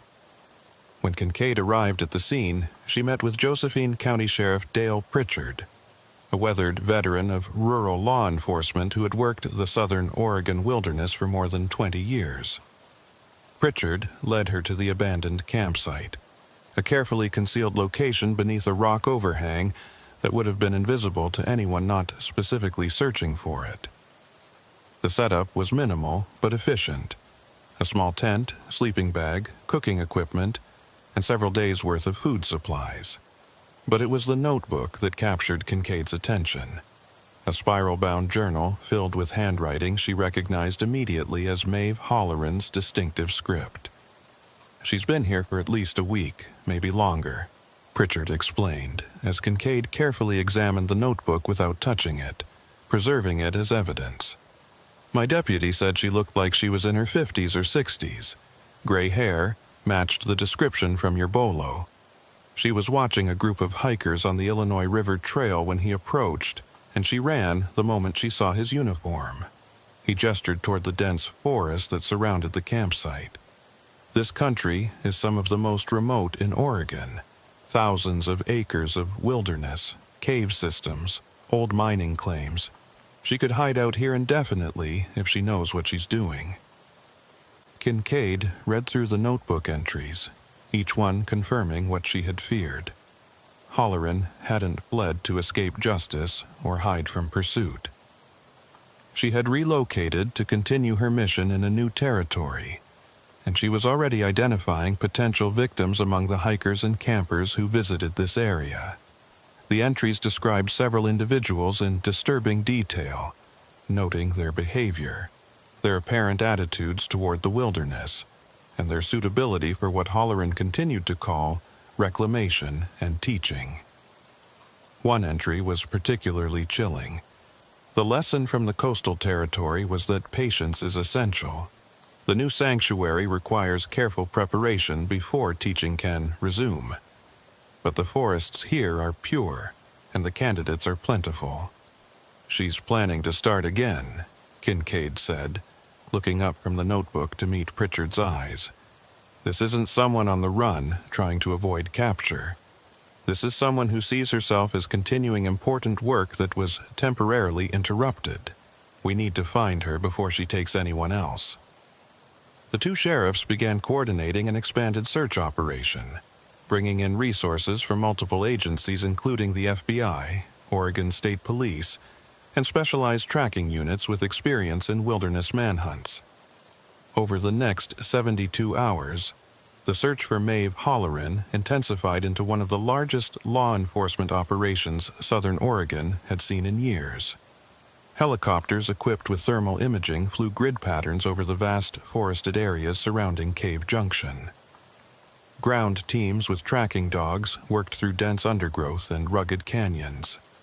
Local law enforcement officers interviewed everyone who had been camping or hiking in the area, warning them about the danger and asking if they had seen anyone matching Halloran's description.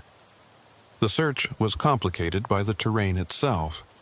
The Illinois River watershed contained some of the most rugged and inaccessible wilderness in the Pacific Northwest, with deep canyons, extensive cave systems, and old-growth forests so dense that visibility was measured in feet rather than yards. The area had been used by miners in the 19th century, and abandoned claims dotted the landscape, many of them containing structures or excavations that could provide shelter for someone trying to avoid detection. Halloran could potentially survive for months in this environment, living off the land and moving constantly to stay ahead of search teams. But Kincaid had learned from studying Halloran's patterns in Coos County that the woman was compulsive about maintaining her routines and documenting her activities. She couldn't simply hide. She needed to observe, to study, to prepare for the next phase of her mission. That compulsion would eventually create opportunities for law enforcement to locate her, if they could position themselves correctly and wait patiently for her to reveal her presence. Deputy Torrance, who had become deeply invested in the case after witnessing Halloran's burial of evidence and participating in the cave rescue, developed a theory about where Halloran might establish herself in this new territory. "She needs isolation, but also access to areas where people camp and hike," he explained to Kincaid as they studied topographic maps of the region. In Coos County, she positioned herself right in the middle of the area with the highest density of campgrounds and trails. She'll do the same thing here. He traced his finger along the map, indicating a section of wilderness between two popular hiking areas. "This area right here. It's got water sources, natural shelter, and it's positioned perfectly to observe the Illinois River Trail and the Kalmiopsis Rim Trail. If I were her, this is where I'd set up." Kincaid studied the map carefully, recognizing the logic in Torrance's analysis. The area he had identified was approximately 8 miles from the abandoned campsite, remote enough to provide security, but positioned to allow observation of the two most popular hiking routes in the region. She made the decision to focus resources on that area, positioning surveillance teams at strategic points and establishing a command post that would allow them to coordinate a rapid response if Halloran was spotted. The breakthrough came on the 5th day of the search, when a Forest Service ranger conducting a routine patrol in the area Torrance had identified noticed something unusual: fresh boot prints on a little-used trail that led deeper into the wilderness. The prints were recent, probably made within the past 24 hours, and they showed a distinctive wear pattern that matched boots recovered from Halloran's cabin in Coos County. The ranger immediately reported the finding, and Kincaid mobilized tracking teams to follow the trail while maintaining enough distance to avoid alerting Halloran to their presence. The tracks led through increasingly difficult terrain, following game trails and creek beds in a way that suggested intimate knowledge of the area and a deliberate attempt to confuse pursuers. Whoever had made these tracks knew they might be followed, and was taking precautions to make tracking difficult. But Halloran's compulsive nature worked against her. The tracks eventually led to another carefully concealed campsite. This one positioned beneath a rock ledge with a clear view of both the Illinois River Trail below and the surrounding forest. The campsite was occupied when the tracking team located it, and through careful observation from a concealed position nearly 200 yards away, they confirmed that the person at the site matched Maeve Halloran's description. She appeared to be engaged in her familiar routine of documenting observations in a notebook, occasionally using binoculars to watch the distant trail where hikers passed, unaware of the predator observing them from the forest. Kincaid received the report with a mixture of relief and grim determination. After more than a month of searching, they had finally located Halloran, and now came the most dangerous part of the operation, taking her into custody without anyone getting hurt and without giving her another opportunity to escape into the wilderness. She assembled a tactical team that included deputies from both Coos and Josephine counties, Oregon State Police tactical officers, and FBI agents with experience in high-risk apprehensions. The team would approach from multiple directions simultaneously, using the terrain to maintain concealment until they were close enough to prevent escape. The operation was planned for dawn the following day, timed to catch Halloran when she would be least alert and when the morning light would give law enforcement teams better visibility while still providing some cover. Kincaid spent the night reviewing every detail of the plan, knowing that Halloran had proven herself capable of extraordinary awareness and quick thinking in dangerous situations. This would be their only opportunity. If Halloran escaped again, she might disappear so completely that they would never find her. As the first gray light of dawn began to filter through the forest canopy, tactical teams moved into position around Halloran's campsite, approaching with painstaking stealth through terrain that seemed designed to betray any movement with sound or disturbed vegetation. Each team member understood the stakes. They were hunting someone who had killed nearly 30 people over 3 decades, someone who knew these forests intimately and who would not surrender easily if she realized she was cornered. Kincaid positioned herself with the team approaching from the south, the direction that would allow them to cut off escape routes toward deeper wilderness. Through the undergrowth, she could see the rock ledge where Halloran had established her camp, and she could make out the shape of someone moving near the small tent that had been erected in the sheltered space.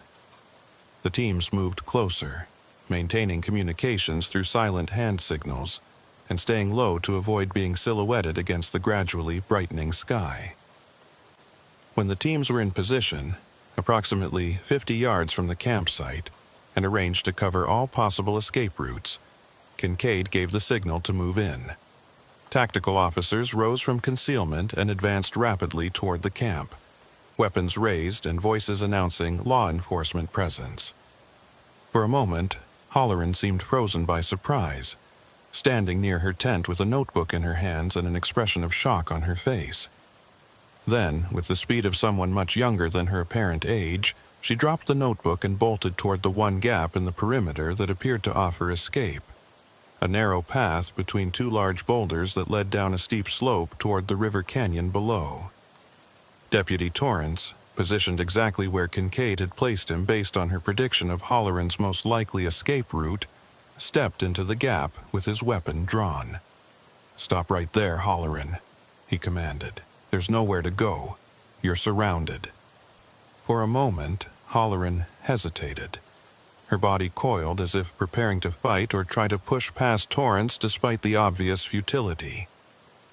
Kincaid saw the calculation in the woman's eyes, the rapid assessment of options and consequences that came from decades of surviving in hostile environments. "It's over, Maeve," Kincaid said firmly, moving closer with her own weapon trained on Halloran. We found your journals. We found your victims. We know everything you've done for the past 30 years. You can either come with us peacefully, or we can do this the hard way. But either way, you're not going free." The words hung in the morning air, and for several long seconds the outcome remained uncertain. Halloran stood poised between fight and flight, her weathered face showing no emotion, but her body language radiating tension and barely controlled violence. Then, slowly, Halloran raised her hands in surrender, though the expression on her face was not one of defeat, but rather of contemptuous defiance. "You think this is over?" she said quietly, her voice carrying clearly in the silence of the forest. "You think arresting me solves anything? The forests are still being destroyed by people who don't understand or respect them.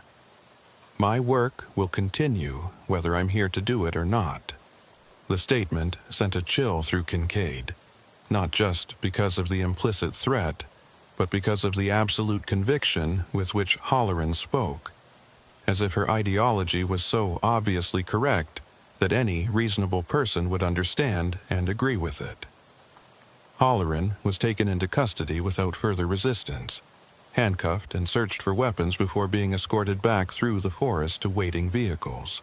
The search of her new campsite revealed another collection of journals and notebooks, more detailed observations of potential victims, and most disturbingly, a partially completed map showing locations in Northern California and Southern Washington, where Halloran had apparently been planning to expand her reclamation project if her Oregon sanctuaries became compromised.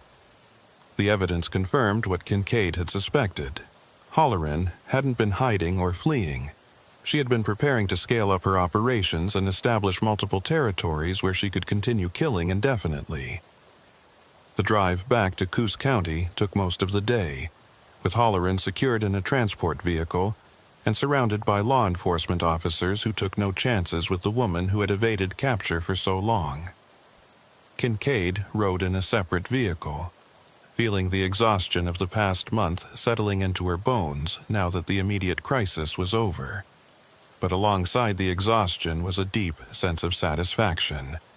They had caught Halloran, prevented her from establishing new killing grounds, and brought some measure of justice to the families of her victims. Halloran was processed into the Coos County Jail and charged with multiple counts of murder, kidnapping, and other crimes related to her 3 decades of predation in the coastal forests. Her arraignment drew national media attention, with journalists from across the country descending on the small coastal county to cover the case of what some were calling the Wilderness Killer. The 3 survivors from Cape Perpetua gave victim impact statements describing their ordeal in Halloran's cave, and families of other victims traveled from multiple states to attend the proceedings and finally learn what had happened to their loved ones. But for Kincaid, the most revealing moment came during her only direct interview with Halloran after the arrest. The interview took place in a secure room at the county jail, with Halloran seated across a metal table from Kincaid and displaying the same cold composure she had shown throughout the process. When Kincaid asked her directly why she had killed so many people over such a long period of time, Halloran's answer was delivered without hesitation or apparent remorse. "Because they didn't belong in those forests," Halloran said simply. "They treated the wilderness as their personal playground, with no understanding of the damage they were causing or the privilege they were abusing. Someone had to protect these places from the people who would destroy them through ignorance and carelessness." She paused, and something that might have been satisfaction flickered across her face. "I gave each of them a chance to understand, to learn why their presence was harmful. Most of them failed that test. The forests are better off without them." The absolute conviction in Halloran's voice, the complete absence of any recognition that her actions were criminal or immoral, provided a chilling insight into the psychology of someone who had constructed an entire ideology to justify serial murder. She genuinely believed she had been performing a necessary service, protecting wilderness areas from human contamination. The fact that this required killing dozens of people over 3 decades was, in her mind, simply the price that had to be paid for environmental preservation. Kincaid ended the interview shortly after that exchange, recognizing that there was no point in trying to make Halloran acknowledge the harm she had caused or feel remorse for her victims. The woman was not insane in any legal sense. She understood exactly what she had done and had planned each murder carefully, but she operated from a moral framework so divorced from normal human values that concepts like guilt or compassion simply didn't apply to her decision-making process. In the weeks that followed, as prosecutors built their case and forensic teams continued recovering remains from locations identified in Halloran's journals, Kincaid found herself reflecting on the nature of evil and how it could flourish in the empty spaces of rural America. Halloran hadn't been a monster in appearance or demeanor. She had been an educated, articulate person who could have contributed positively to environmental causes if her passion hadn't been twisted into something homicidal. But somewhere along the way, she had crossed a line that separated legitimate environmental concern from murderous extremism, and she had done it so gradually that she never recognized the transformation herself. The trial, when it eventually took place, was a formality rather than a genuine contest. The evidence against Halloran was overwhelming. Journals documenting her crimes, physical evidence linking her to multiple victims, testimony from survivors, and her own statements acknowledging her actions while insisting they were justified. The jury deliberated for less than 4 hours before returning guilty verdicts on all counts. The judge sentenced Halloran to multiple consecutive life terms without possibility of parole, effectively ensuring she would die in prison. But even as Halloran was led from the courtroom to begin serving her sentence, Kincaid couldn't shake the feeling that this wasn't truly an ending. Halloran had spoken during sentencing, delivering a brief statement in which she expressed no remorse but instead predicted that others would eventually recognize the necessity of her work and continue it. "The wilderness will always need protection from those who would harm it," she had said calmly. "My methods may be condemned, but my purpose was righteous. Others will understand that, even if this court cannot." The statement haunted Kincaid in the weeks after the trial concluded, not because she believed Halloran would inspire copycat killers, but because it highlighted a disturbing truth about how isolated extremists could rationalize horrific actions as virtuous behavior. Halloran had spent 30 years killing people while genuinely believing she was making the world better, protecting something precious from destruction. That combination of conviction and delusion was perhaps more frightening than simple evil, because it suggested that anyone with strong enough beliefs and sufficient isolation could potentially travel down a similar path. As spring returned to the Oregon coast, and the forests once again filled with hikers and campers enjoying the spectacular beauty of the region, Sheriff Arden Kincaid continued her patrols of the coastal areas, now seeing them through the lens of what she had learned during the investigation. The same wilderness that offered peace and renewal to visitors had also provided perfect cover for decades of murder. The isolation that made these forests so appealing for those seeking escape from civilization had also allowed a killer to operate with impunity, taking victims who disappeared into the landscape as completely as if they had never existed. The case was closed, the killer imprisoned, and justice served in the eyes of the law. But for Kincaid, some questions remained unanswered and perhaps unanswerable. How many people had passed Halloran on the trails over the years, never knowing they were in the presence of a serial killer? How many potential victims had unknowingly avoided selection by behaving in ways that met Halloran's twisted criteria for respecting the wilderness? And most disturbingly, were there others like Halloran living in isolated areas throughout the country, developing their own ideological justifications for violence while law enforcement remained unaware of their existence? These questions had no satisfying answers, and Kincaid knew they would remain with her for the rest of her career. but she also knew that she had done everything possible to stop Halloran and prevent future victims from suffering the same fate as those who had died in the coastal forests. The wilderness remained beautiful and dangerous, appealing and deadly, exactly as it had always been. And somewhere in the maximum security prison where Maeve Halloran would spend the rest of her life, the woman who called herself a protector of forests sat in a concrete cell, still convinced that her murders had been necessary and justified, still believing that the wilderness was better off because of what she had done. 6 months after Maeve Halloran's conviction and sentencing, Sheriff Arden Kincaid stood at the edge of the Cape Perpetua overlook, watching fog roll in from the Pacific Ocean and swallow the coastline in its familiar gray embrace. The tourist season was in full swing, with families and hikers crowding the trails and campgrounds that stretched along this beautiful and deadly stretch of Oregon coast. To the visitors enjoying the spectacular scenery, the forests were places of recreation and natural beauty. But Kincaid could no longer look at these woods without seeing the hidden graves, the concealed observation points, and the carefully chosen ambush locations where Halloran had stalked her victims for 3 decades. The recovery of remains from locations identified in Halloran's journals had continued for months after the trial, with forensic teams methodically excavating sites throughout the coastal forests. They had recovered 23 bodies so far, each one representing a life taken and a family forever changed by Halloran's twisted ideology. The identifications had brought closure to some families who had spent years wondering about missing loved ones, but they had also opened old wounds and raised disturbing questions about how so many people could disappear from a relatively small geographic area without anyone recognizing the pattern. Deputy Torrance approached from the parking area, carrying 2 cups of coffee and looking as tired as Kincaid felt.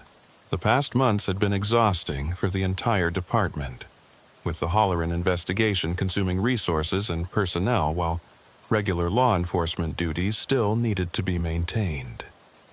Torrance handed Kincaid one of the cups and stood beside her, both of them looking out over the fog-shrouded forest in comfortable silence for a moment before he spoke. "Forensics team found another site this morning," Torrance said quietly. "About 8 miles south of here, exactly where Halloran's map indicated. They're still excavating, but it looks like at least 2 sets of remains, probably that couple from Washington who disappeared in 2011. He paused, taking a sip of his coffee.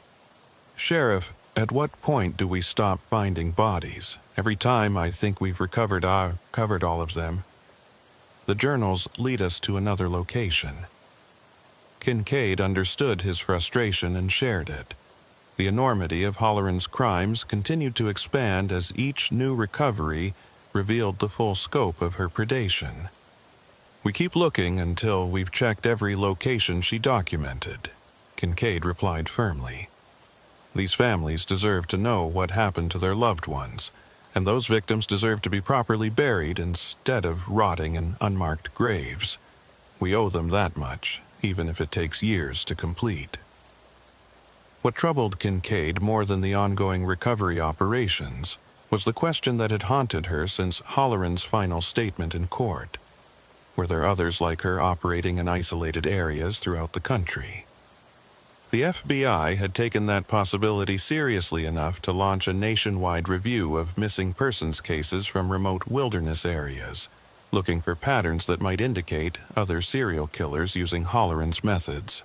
The preliminary results had been disturbing. There were hundreds of unsolved disappearances from national forests, state parks, and other wilderness areas, many of them showing similarities to the cases in Coos County: personal belongings left behind, no clear evidence of accidents or foul play, and victims who simply vanished into the landscape. The FBI had sent Special Agent Patricia Williams to Coos County to conduct follow-up interviews and gather information that might help identify other potential cases. Williams had spent 2 weeks reviewing the Halloran investigation files and interviewing Kincaid, Torrance, and the 3 survivors from the cave. She had also attempted to interview Holleran herself at the Oregon State Penitentiary, but the convicted killer had refused to speak with her, maintaining the silence she had adopted after her sentencing. Agent Williams had shared some of her findings with Kincaid before returning to FBI headquarters, and the information had been sobering. We're identifying at least 15 other cases nationwide that show remarkable similarities to Holleran's pattern, Williams had explained.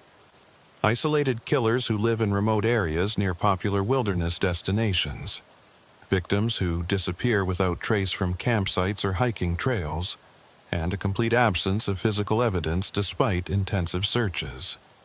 We don't know if these cases represent other serial killers like Holleran, or if there are other explanations, but the statistical clustering is concerning. That conversation had taken place 3 weeks ago, and Kincaid had been unable to stop thinking about its implications since then. If there were 15 other Holleran-type predators operating in wilderness areas across the country, how many victims had they claimed? How long had they been operating undetected? And most importantly, how could law enforcement identify and stop them before more people died? These questions had no easy answers, but they had motivated Kincaid to develop new protocols for her department's handling of missing persons cases in wilderness areas. She had created a database that tracked not just individual disappearances, but also patterns across time and geography, looking for the kind of clustering that might indicate a predator operating in a specific territory.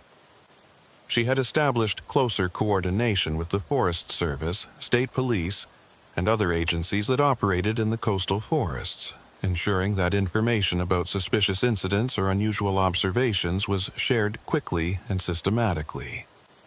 Deputy Torrance had become an advocate for expanded training on wilderness crime investigation, arguing that rural law enforcement needed specialized skills to recognize and respond to predators who used isolation and terrain as weapons. He had developed a presentation based on the Holleran case that he delivered to law enforcement agencies throughout Oregon, teaching officers to recognize the warning signs that might indicate serial predation in wilderness areas, unusual patterns of disappearances, suspicious individuals showing excessive interest in hikers and campers, and reports of people behaving in ways that suggested surveillance or stalking. But despite these efforts to prevent future cases, Kincaid knew that the fundamental problem remained unsolved. The same vast wilderness areas that made places like Cape Perpetua so appealing to visitors also made them ideal hunting grounds for predators who understood how to exploit isolation and terrain. Someone with Holleran's knowledge and determination could potentially operate for decades before being caught, taking victims who disappeared so completely that their cases were investigated as accidents or tragic instances of people getting lost rather than as evidence of criminal activity. On a morning 2 weeks after standing at the Cape Perpetua overlook, Kincaid received a phone call that would demonstrate just how relevant these concerns remained. The call came from a ranger at Siuslaw National Forest, reporting that a camper at one of the more remote campgrounds had found something disturbing: a small notebook hidden in a hollowed-out tree stump near a popular hiking trail. The notebook contained observations about other campers in the area, written in a style that the ranger found reminiscent of the media coverage of Holleran's journals. Kincaid was at the location within an hour, accompanied by Deputy Torrance and a forensic investigator. The notebook was still where it had been found, carefully preserved as potential evidence. Kincaid photographed it in place before carefully removing it and examining the contents. What she read sent a chill down her spine that had nothing to do with the morning fog that drifted through the trees around them. The handwriting was not Holleran's. The script was different, smaller, and more precise. But the content was eerily similar to Holleran's journals. Detailed observations of hikers and campers who had passed through the area, notes about their behavior and apparent attitudes toward the wilderness, and most disturbingly, a ranking system that classified people as either harmonious or disruptive, based on the observer's interpretation of their respect for nature. Several individuals marked as disruptive had additional notations suggesting they required correction or removal to protect the forest. "This is exactly how Halloran's journal started," Torrance said quietly, reading over Kincaid's shoulder. "Before she started killing people, she spent years just observing and documenting. Whoever wrote this is following the same pattern." He looked up at the surrounding forest, suddenly aware that they might be standing in territory claimed by another predator who believed murder was justified as environmental protection. Kincaid immediately expanded the investigation, interviewing everyone who had been camping in the area recently and searching for any individuals who matched the profile of someone who might be conducting surveillance on other visitors.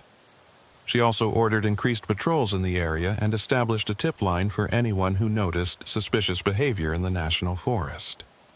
But finding someone who didn't want to be found in thousands of acres of dense forest was extraordinarily difficult, even with dedicated resources and experienced personnel. Over the next several weeks, Kincaid's department received multiple reports of sightings that might be related to the notebook. A woman in her 40s seen observing a campground from a concealed position.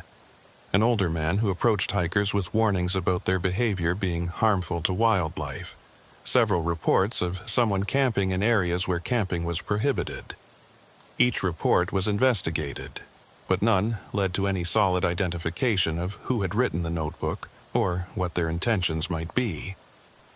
The situation came to a head when a family camping near the area where the notebook had been found reported that someone had approached their campsite after dark and delivered a lecture about proper wilderness etiquette before disappearing back into the forest. The family had been frightened by the encounter and had left the campground immediately, reporting the incident the next morning. The description they provided of their nighttime visitor was vague. Someone wearing dark clothing with their face partially obscured, speaking in a calm but intense voice about the sacred nature of the forest and the responsibility of visitors to minimize their impact. Kincaid recognized the pattern immediately.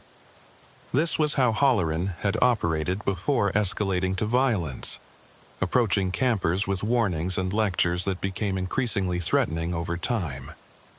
The person behind the notebook and the nighttime visit was following the same trajectory, and if they weren't stopped soon, they would likely progress to actual violence, just as Halloran had done. The investigation intensified, with undercover officers posing as campers in the area and surveillance teams positioned at strategic locations throughout the forest.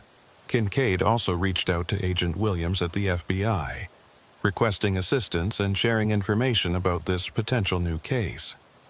Williams responded immediately, sending a team of behavioral analysts who reviewed the notebook and provided a profile of the likely author, someone with significant wilderness experience, strong environmental convictions, social isolation, and a developing ideology that justified violence against those perceived as threats to nature. The profile matched Halloran so closely that it reinforced Kincaid's worst fears. There were indeed others out there who shared Halloran's twisted worldview and who might be following her path toward serial murder. The question was whether they could be identified and stopped before they claimed victims, or whether law enforcement would always be reacting to patterns that only became visible after multiple people had disappeared. 3 days after the family reported their nighttime encounter, one of the undercover officers stationed in the forest made contact with someone who appeared to match the profile. A man in his 50s camping alone in a remote area and displaying unusual interest in other campers had approached the officer with questions about why they had chosen to visit this particular area of the forest. The conversation had started casually but quickly became more intense, with the man expressing strong opinions about overcrowding in wilderness areas and the damage caused by people who didn't properly understand or respect natural environments. The undercover officer, trained to recognize warning signs based on the Halloran case, had carefully extracted himself from the conversation and reported the encounter. Surveillance was established on the man's campsite, and investigators began gathering information about his identity and background. What they discovered was troubling but not yet criminal. The man was named Gerald Finch, a retired biology teacher who had been living nomadically for the past 3 years, camping in various wilderness areas throughout Oregon and Northern California. He had no criminal record, but rangers at several locations remembered him as someone who frequently confronted other visitors about their behavior. Kincaid faced a difficult decision. Finch hadn't actually committed any crimes. Observing other campers wasn't illegal, and even the notebook entries, while disturbing, didn't constitute evidence of criminal intent. Approaching him openly might alert him to law enforcement interest and cause him to either flee or become more careful about concealing his activities. But not confronting him meant leaving him free to potentially escalate to violence if he followed Holloran's pattern. After consulting with prosecutors and the FBI, Kincaid made the decision to conduct a welfare check on Finch, using the pretense of ensuring he had proper permits for his extended camping stay. The contact would allow them to interview him, assess his mental state, and make clear that law enforcement was aware of his presence in the area. It was a calculated risk, but one that seemed justified given the potential danger if Finch was indeed developing into another Holloran. Kincaid and Deputy Torrance approached Finch's campsite the following morning, accompanied by a Forest Service ranger who provided official justification for the visit. Finch was cooking breakfast when they arrived, and his initial reaction to their presence was calm but wary. He confirmed his identity and explained that he was conducting personal research on forest ecology, documenting the impact of human visitation on wildlife patterns. When asked about the notebook that had been found, he initially denied any knowledge of it, but his body language suggested he was lying. "Mr. Finch, we're not here to harass you or interfere with your legitimate activities," Kincaid said carefully, maintaining a professional but firm tone. "But we are investigating suspicious activity in this area, and your name has come up in connection with that investigation. I need to ask you directly, have you been observing other campers and hikers in this forest? And if so, why?" Finch's calm demeanor cracked slightly, and for a moment Kincaid saw something in his eyes that reminded her uncomfortably of Holloran. A mixture of defensive anger and absolute conviction that his actions were justified. "People need to understand what they're doing to these places," Finch said, his voice rising slightly. "They come out here with their loud music and their trash and their complete disregard for the life that exists in these forests. Someone needs to educate them, to make them see the harm they're causing." "And how do you plan to do that education?" Kincaid asked, watching Finch carefully for his response. "By observing them without their knowledge? By approaching them at night to deliver lectures? What happens if they don't respond to your educational efforts, Mr. Finch? What then?"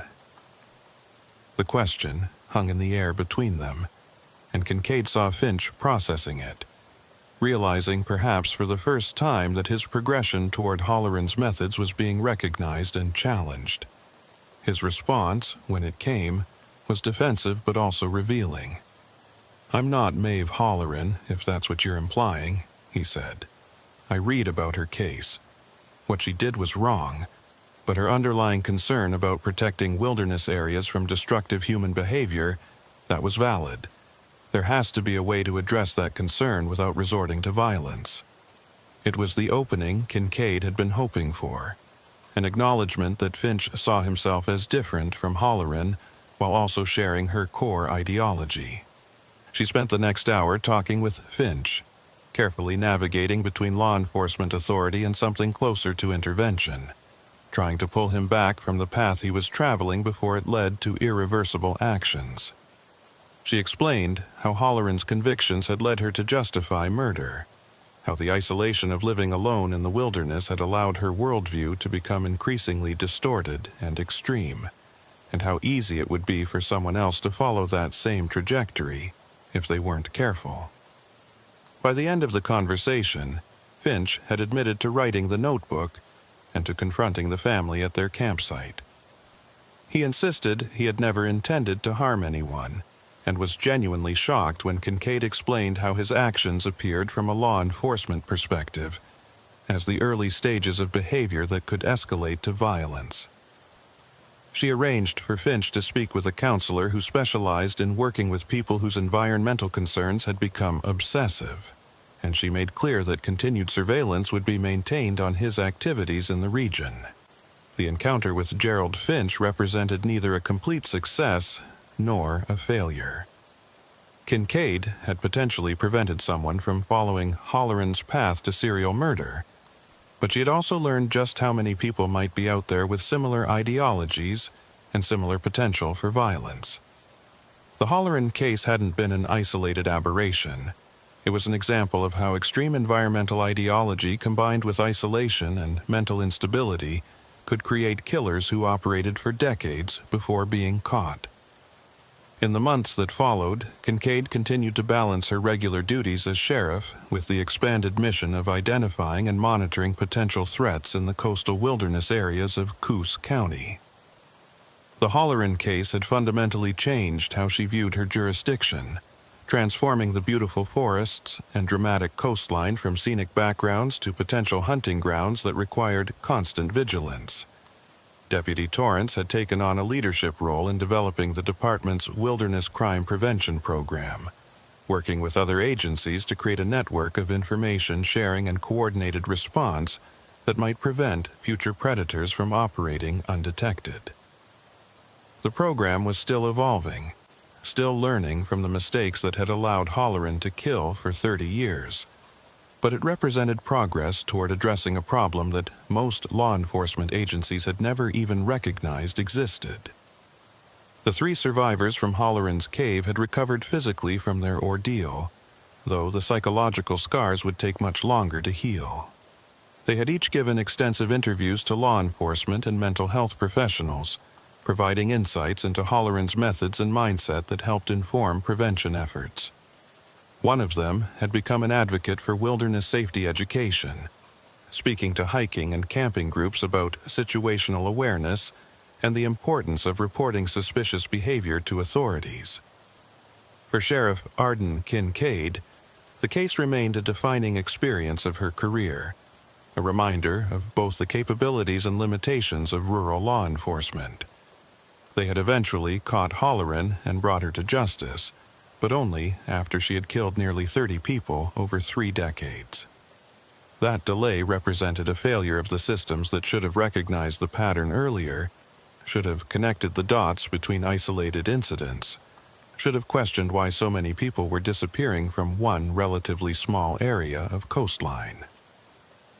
On a foggy morning, 1 year after Holleran's arrest, Kincaid returned to the cave where the 3 survivors had been rescued, now sealed, and marked with a memorial plaque honoring all of Holleran's victims.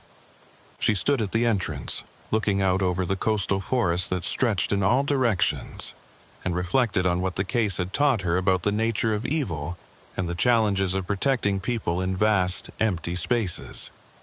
Evil didn't always announce itself with obvious violence or dramatic confrontation. Sometimes it grew slowly in isolation, feeding on ideology and justification until it became so normalized to the person harboring it that murder seemed not just acceptable but necessary. Maeve Holleran had spent 30 years killing people while believing she was performing a noble service, protecting something precious from those who would harm it. The tragedy was that her underlying concern, the need to protect wilderness areas from damage, was legitimate. What had gone wrong was her complete loss of perspective on the value of human life compared to environmental preservation. As Kincaid walked back through the forest toward her patrol vehicle, she passed hikers on the trail, families enjoying the natural beauty of the Oregon coast, children laughing and exploring with the joy of discovery. This was what the forests were meant to be, places where people could connect with nature, find peace, and create memories. Holleran's attempt to restrict these places to only those she deemed worthy had been fundamentally wrong, regardless of how she had justified it to herself. But Kincaid also knew that the wilderness would would always harbor dangers, both natural and human. People would continue to get lost, to fall from cliffs, to succumb to exposure. And occasionally, predators would emerge from the isolation to prey on the vulnerable. The best she could do was remain vigilant, learn from the patterns that past cases revealed, and work to identify threats before they could claim victims. The case files on Maeve Holleran would remain open for years, as more bodies were recovered and more victims identified. The investigation into potential similar cases in other wilderness areas would continue indefinitely, with law enforcement agencies across the country now alert to patterns they had previously overlooked. And in a maximum security prison cell in Oregon, Holleran herself would spend the rest of her life convinced that she had been right, that her mission had been noble, and that history would eventually vindicate her actions. Sheriff Arden Kincaid knew better. She had seen the faces of the survivors, heard the grief of the families, and walked through the places where Holleran had hidden her victims. There was no justification for what Holleran had done, no ideology that could make murder acceptable, no cause that was worth the destruction of so many lives. The forests would endure, with or without Holleran's twisted protection, and law enforcement would continue working to ensure that people could enjoy those forests without fear of the human predators who might be watching from the shadows. As she drove back toward Coquille, the fog began to lift from the coastal forests, revealing the stunning beauty of the landscape in the afternoon sun.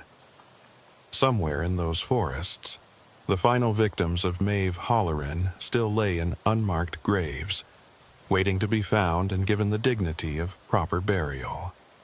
The search would continue, the healing would proceed, and life in Coos County would gradually return to something resembling normal.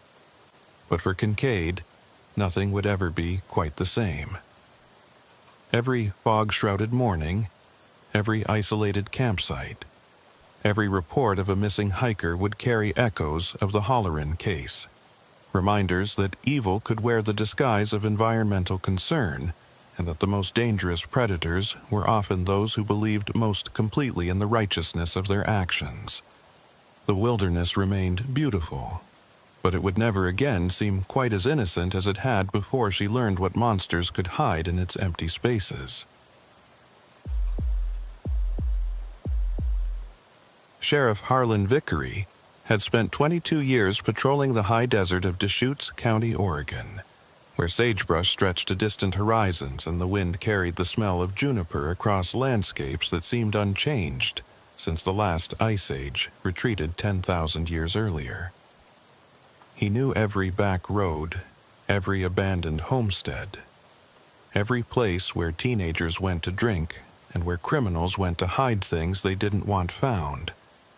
In all those years, he had built a reputation as a fair but uncompromising lawman who treated everyone the same regardless of their connections or status in the community. But he had never imagined that the most difficult case of his career would force him to investigate people he had trusted for years, or that the isolation of the high desert would conceal a conspiracy that reached into the heart of his own department. The call came in at 11:47 p.m. on a February night when a late winter storm was hammering the high desert with freezing rain and wind gusts that made driving treacherous on the best roads and nearly suicidal on the dirt tracks that connected remote properties. The caller was a truck driver who had pulled over on Highway 20 about 30 miles east of Bend to wait out the worst of the weather. He reported seeing what looked like an abandoned vehicle about a quarter mile off the highway, its headlights still on, but no visible occupants. In normal conditions, it might have been nothing worth calling about, but in this weather, an abandoned vehicle with its lights on suggested someone might be in trouble and need help. Vickery took the call himself, partly because he was already on patrol in that area, and partly because the storm had kept most of his deputies off the roads unless absolutely necessary. At 54 years old, he was one of the most experienced drivers on his force, and he figured if anyone could safely navigate to the abandoned vehicle, it would be him. He radioed dispatch to let them know he was responding, then carefully turned his patrol vehicle toward the location the truck driver had described. The drive took nearly 20 minutes, even though the distance was only about 12 miles, because the freezing rain had turned the highway into a skating rink and visibility was reduced to whatever his headlights could illuminate through the curtain of precipitation. When he finally reached the approximate location, Vickery slowed to a crawl and began scanning the desert scrubland for any sign of vehicle lights. The truck driver's directions had been somewhat vague, about a quarter-mile off the highway, somewhere near mile marker 47. And in this weather, distances and landmarks were difficult to judge. Then he saw them, 2 pinpoints of light cutting through the storm, positioned at an odd angle that suggested the vehicle had driven off the highway and into the desert but hadn't traveled very far before stopping. Vickery found a relatively safe place to pull over, activated his emergency lights, and retrieved his heavy-duty flashlight before stepping out into the brutal weather. The wind hit him like a physical force, and the freezing rain stung any exposed skin. He pulled his hood tighter and began making his way toward the distant lights, his boots crunching through the thin crust of ice that had formed over the sagebrush and volcanic rock. As he approached, Vickery could make out more details of the vehicle. A dark-colored SUV, probably a Ford Explorer or similar model, positioned nose down in a shallow ravine, as if it had simply driven straight off the highway and continued until momentum ran out. The headlights were still on, illuminating a patch of desert in front of the vehicle, and the engine was running, its exhaust creating clouds of steam that mixed with the freezing rain. But there was no sign of anyone inside or around the vehicle, which immediately struck Vickery as strange. Why would someone abandon a running vehicle with the lights on in the middle of a storm? He approached carefully, his hand resting on his service weapon as he swept the flashlight beam across the area around the SUV. The ground showed tire tracks leading from the highway to the vehicle's current position, and there were footprints in the ice-crusted mud leading away from the driver's side door. But the prints were already being obscured by the continuing storm, and Vickery couldn't determine how many people had been in the vehicle or where they might have gone. The driver's side door was unlocked, and Vickery opened it carefully, noting that the interior light came on and the vehicle appeared to be in good mechanical condition. The keys were still in the ignition, which was unusual but not unprecedented in situations where someone had fled a vehicle quickly. What was more concerning was what Vickery saw on the seats and dashboard. This wasn't an abandoned civilian vehicle. It was an unmarked law enforcement vehicle, and the equipment visible inside included a police radio, a laptop computer mounted on a stand, and a shotgun secured in a rack between the front seats. Vickery felt his pulse quicken as he processed this discovery. An unmarked police vehicle abandoned in the desert during a storm could mean an officer was in trouble, possibly injured and needing help. He immediately radioed dispatch, reporting his findings and requesting backup along with search and rescue resources. But even as he made that call, something about the scene bothered him. The vehicle was positioned deliberately rather than crashed. It had been driven into the ravine under control, not as a result of an accident, and there were no signs of struggle or violence inside the vehicle. Just the normal clutter of someone who spent a lot of time working from their car. While waiting for backup to arrive, Vickery conducted a more thorough examination of the vehicle, photographing everything with his phone and taking careful notes. The license plate check confirmed what he had suspected. This was a vehicle assigned to the Deschutes County Sheriff's Department, specifically designated as an undercover unit used for narcotics investigations. According to the records, it should have been checked out to Detective Ryan Holbrook, one of Vickery's senior investigators who specialized in drug cases. But Holbrook hadn't reported any problems, hadn't called for backup, and hadn't responded to multiple attempts to reach him on his radio or cell phone. Vickery's concern deepened into something approaching dread as he considered the implications.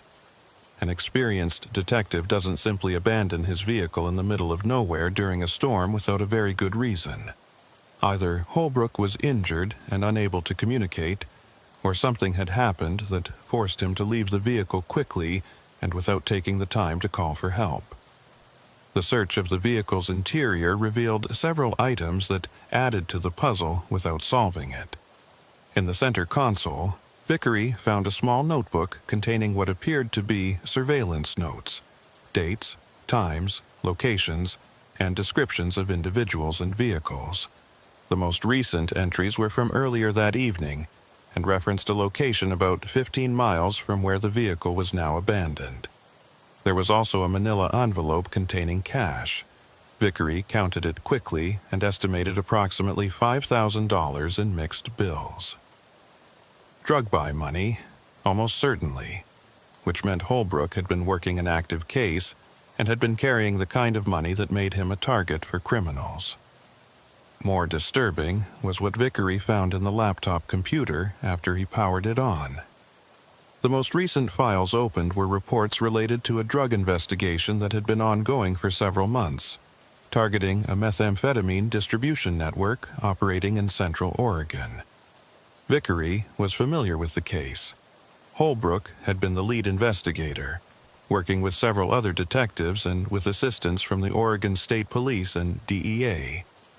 The investigation had resulted in several arrests over the past year, but Holbrook had repeatedly expressed frustration that they were only catching low-level dealers, while the people running the operation remained frustratingly out of reach. What caught Vickery's attention was a document that appeared to have been created just hours earlier. A summary report that Holbrook had apparently been preparing but hadn't yet submitted through official channels. The report detailed surveillance conducted over the previous 2 weeks and included a list of suspects and persons of interest. Several names on the list were familiar to Vickery as people who had already been arrested and were awaiting trial.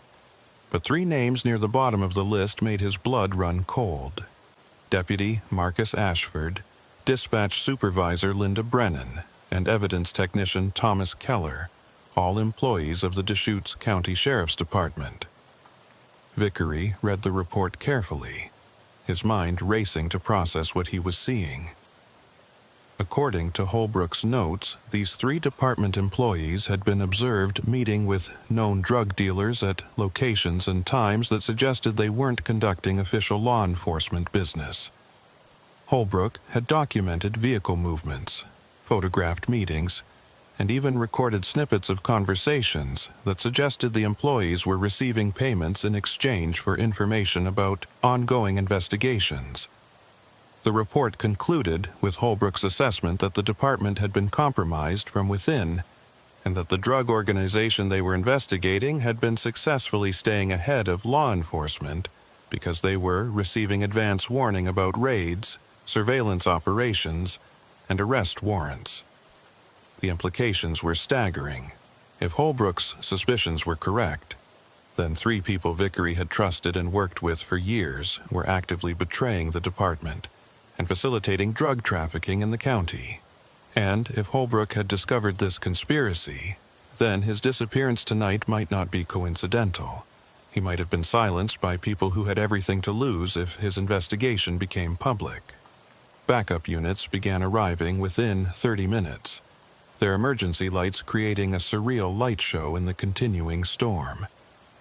Vickery briefed the responding deputies on what he had found, but was careful about what information he shared, suddenly aware that he couldn't completely trust anyone in the department until he knew the full scope of the conspiracy Holbrook had been investigating.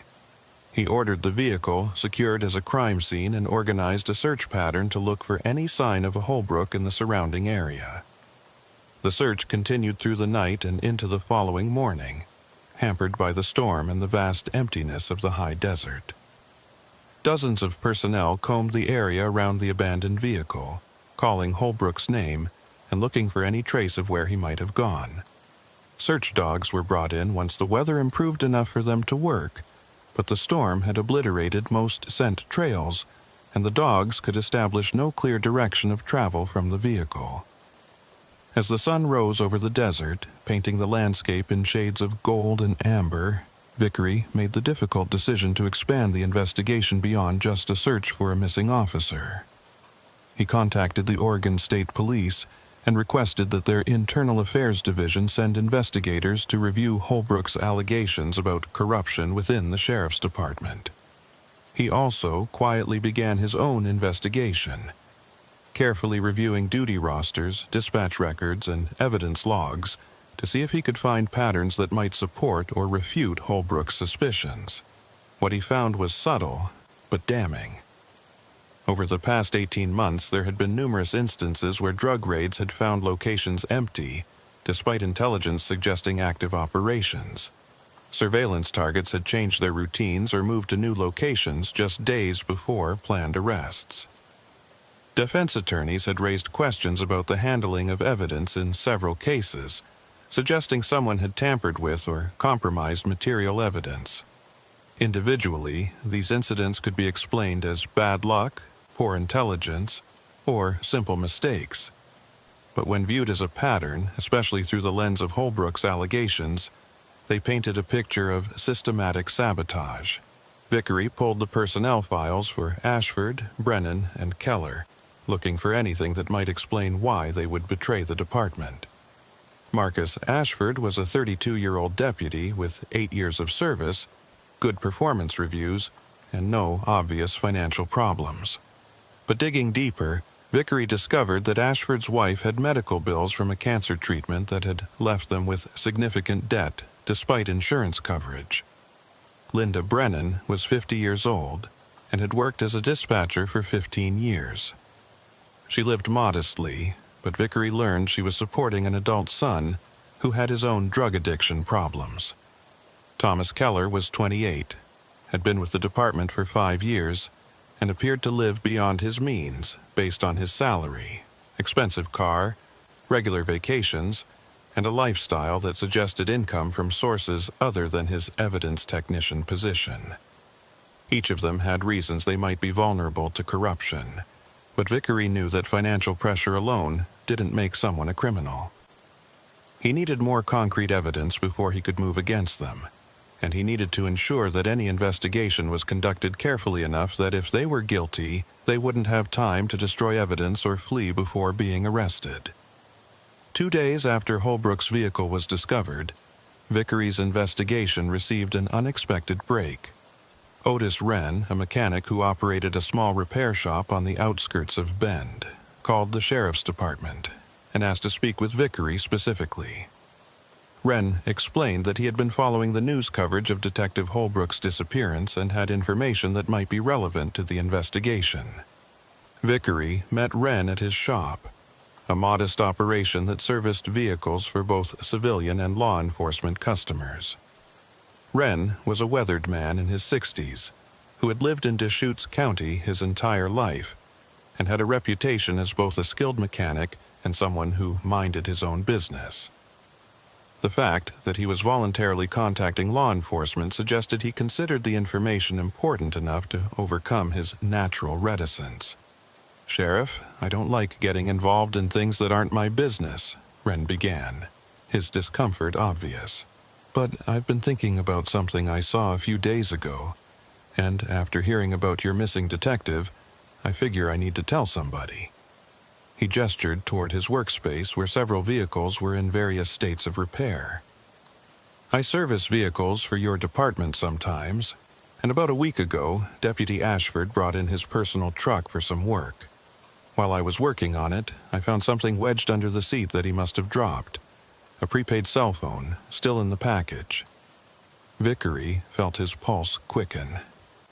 Prepaid phones were commonly used by criminals and people who wanted to communicate without creating records that could be traced back to them. "Did you mention this to Deputy Ashford?" he asked. Wren shook his head. "Didn't think much of it at first. People buy those phones for all kinds of reasons. But I put it in my office safe to give back to him next time I saw him, and then I got curious and turned it on to make sure it still worked."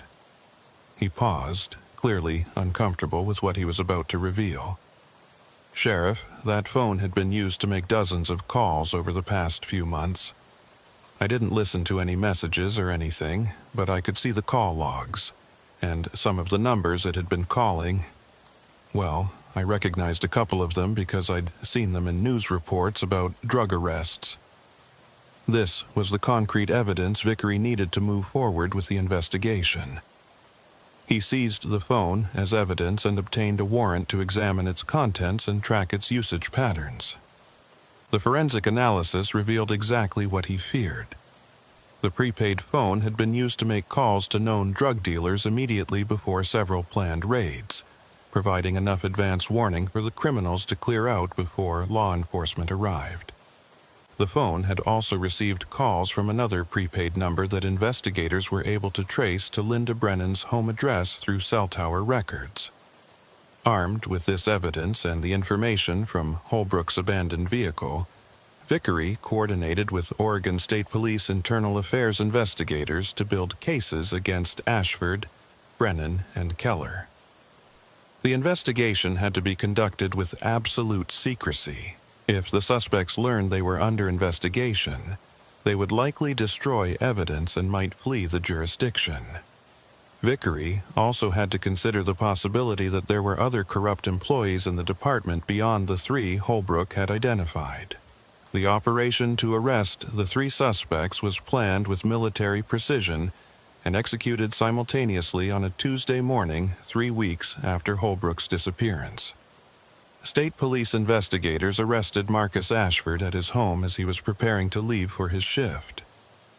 Linda Brennan was taken into custody at the dispatch center by investigators who had been positioned there in advance. Thomas Keller was arrested in the evidence room where he worked, prevented from accessing any materials that might be destroyed. The arrests sent shockwaves through the sheriff's department and the wider law enforcement community in Central Oregon. The idea that trusted employees had been systematically betraying the department and facilitating drug trafficking was difficult for many to accept. But the evidence was overwhelming. Searches of the suspects' homes and vehicles revealed additional prepaid phones, records of cash payments, and in Keller's case, actual drugs that he had stolen from the evidence room and presumably sold or traded. But the arrests raised as many questions as they answered. Most significantly, what had happened to Detective Holbrook? The 3 arrested employees all denied any knowledge of Holbrook's disappearance and insisted they had nothing to do with whatever had happened to him. Their attorneys argued that even if their clients had been involved in corruption, there was no evidence linking them to any violence against Holbrook. Vickery wasn't convinced by these denials. The timing was too suspicious. Holbrook had been investigating the corruption and had documented evidence against the 3 employees. And then he had disappeared under circumstances that suggested foul play. But without Holbrook's body or any direct evidence of violence, prosecutors were reluctant to add murder or kidnapping charges to the corruption case. The break in the case came from an unexpected source. Darla Fenwick, a reporter for the Bend Bulletin who had been covering the corruption scandal, received an anonymous tip directing her to a specific location in the desert about 40 miles from where Holbrook's vehicle had been found. The tipster claimed that something related to the missing detective could be found there. Fenwick contacted Vickery before going to the location herself, recognizing that if the tip was legitimate, it might be a crime scene that needed to be preserved. Vickery assembled a team and traveled to the coordinates provided by the anonymous tipster. The location was a remote area of Bureau of Land Management land, accessible only by rough 4-wheel drive roads and rarely visited except by occasional hunters or rock collectors. What they found there explained much about Holbrook's disappearance and added a terrible finality to the investigation. In a shallow ravine concealed by juniper trees, searchers found Detective Ryan Holbrook's body. He had been shot twice, and based on the condition of the remains and the crime scene evidence, he had been dead since the night his vehicle was found. The murder had been committed with careful planning. Holbrook had been lured to this remote location, executed, and hastily buried in a location where he might have remained undiscovered for years, if not for the anonymous tip. The forensic investigation of the crime scene provided crucial evidence. Tire tracks found near the burial site matched the tread pattern of a vehicle owned by Thomas Keller. Ballistics analysis of the bullets recovered from Holbrook's body matched a weapon that had been reported stolen from the sheriff's department evidence room months earlier, a theft that Keller, as evidence technician, would have been in a perfect position to commit. Cell phone records showed that Ashford, Brennan, and Keller had all been in communication on the night of Holbrook's disappearance, despite having no official reason to be coordinating with each other. Most damning was evidence found during a more thorough search of Ashford's property. A storage unit he had rented under a false name contained items belonging to Holbrook, including his badge, service weapon, and personal effects that had been missing from the abandoned vehicle. The items appeared to have been kept as insurance, something Ashford could use to prove his role in eliminating the threat Holbrook represented to the conspiracy. With this evidence, prosecutors were able to charge all three suspects with conspiracy to commit murder, and Marcus Ashford was additionally charged with first-degree murder for his direct role in killing Holbrook. The investigation revealed that when Holbrook had gotten too close to exposing their activities, the three conspirators had decided he needed to be eliminated. They had used their insider knowledge to track his movements, and Ashford had arranged a meeting with Holbrook under the pretense of providing information about the drug organization. Instead, he had lured Holbrook to the remote location where he was killed. The trials that followed drew enormous public attention, with each day bringing new revelations about the depth of corruption within the sheriff's department and the drug organization that had been operating with their assistance. The prosecution presented overwhelming evidence of a conspiracy that had compromised dozens of investigations over 18 months and had ultimately resulted in the murder of a dedicated detective who had gotten too close to the truth. Marcus Ashford was convicted of first-degree murder and conspiracy and sentenced to life in prison without possibility of parole. Linda Brennan and Thomas Keller were convicted of conspiracy to commit murder, corruption, and numerous other charges related to their betrayal of the department. They each received sentences of 30 years in prison. For Sheriff Harlan Vickery, the case represented both a professional success in bringing the conspirators to justice and a personal failure in not recognizing the corruption within his own department sooner. He had trusted these employees, had worked alongside them for years, and had never suspected that they were capable of such betrayal. The fact that Detective Holbrook had died while investigating corruption that Vickery himself should have detected was a burden that would weigh on him for the rest of his career. In the aftermath of the trials, Vickery implemented sweeping reforms within the sheriff's department, including enhanced internal oversight, regular audits of evidence handling procedures, and improved psychological screening for employees with access to sensitive information. He also established a confidential reporting system that allowed employees to report concerns about corruption or misconduct without fear of retaliation. The anonymous tipster who had directed reporter Darla Fenwick to Holbrook's burial site was never identified. Speculation suggested it might have been someone else within the drug organization who had been disturbed by the murder and wanted to see justice done, or possibly someone within the department who had suspected the corruption but had been too afraid to come forward until after the arrests. Whoever they were, their decision to provide that crucial information had ensured that Holbrook's killers faced justice and that his family had closure. 6 months after the trials concluded, Vickery stood in the high desert where Holbrook's vehicle had been found, watching the sun set over the distant Cascade Mountains. The landscape looked exactly as it always had, vast, empty, and seemingly eternal. But Vickery knew that beneath the surface, the high desert held secrets, and the isolation that made this country beautiful also made it dangerous for those who trusted the wrong people. Detective Ryan Holbrook's name was added to a memorial honoring law enforcement officers killed in the line of duty, a recognition of his sacrifice and his dedication to exposing corruption even when it cost him his life. The case had revealed uncomfortable truths about how even trusted institutions could be compromised by people willing to betray their oaths for money or other incentives. For the residents of Deschutes County, the scandal was a reminder that corruption could exist anywhere, even in the departments tasked with protecting them. But it was also a demonstration that when corruption was exposed, the justice system could hold the guilty accountable regardless of their positions or connections. As Vickery drove back toward Bend that evening, passing through the desert landscape he had patrolled for more than 2 decades, he reflected on what the case had taught him about trust, betrayal, and the price of vigilance. Evil didn't always come from outside the community or from obvious criminals. Sometimes it grew from within, fed by financial pressure, moral weakness, or simply the gradual erosion of principles that happened when people convinced themselves that small compromises wouldn't matter. The high desert would continue to attract those seeking isolation, those running from something, and those hiding secrets they hoped would never be discovered.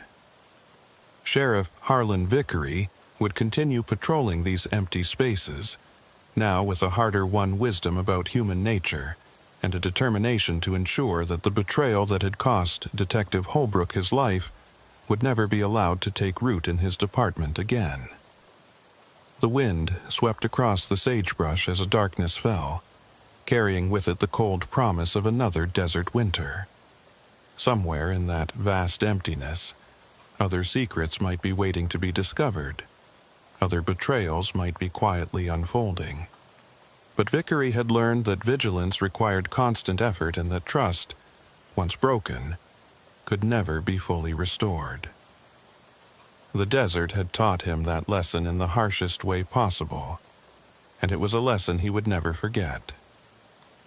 The weeks following the conclusion of the trials brought a strange quiet to the sheriff's department, as if the building itself was recovering from trauma.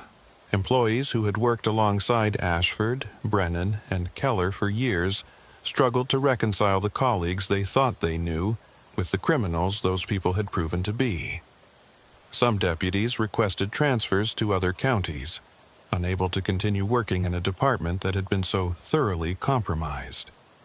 Others threw themselves into their work with renewed dedication, as if they could somehow compensate for the betrayal by being more vigilant, more honest, more committed to the principles that should have protected them from corruption in the first place. Sheriff Vickery understood both reactions. There were mornings when he sat in his office before dawn, staring at the empty streets of Bend through his window and wondering if he should have seen the signs earlier. He replayed conversations with Ashford, reviewed decisions he had made about evidence handling procedures, questioned whether his leadership had somehow created the environment that allowed corruption to flourish. The rational part of his mind knew that sophisticated betrayal was designed to be invisible, that Ashford and his co-conspirators had been careful to maintain their cover stories and avoid obvious mistakes. But the emotional weight of responsibility didn't respond to rational arguments.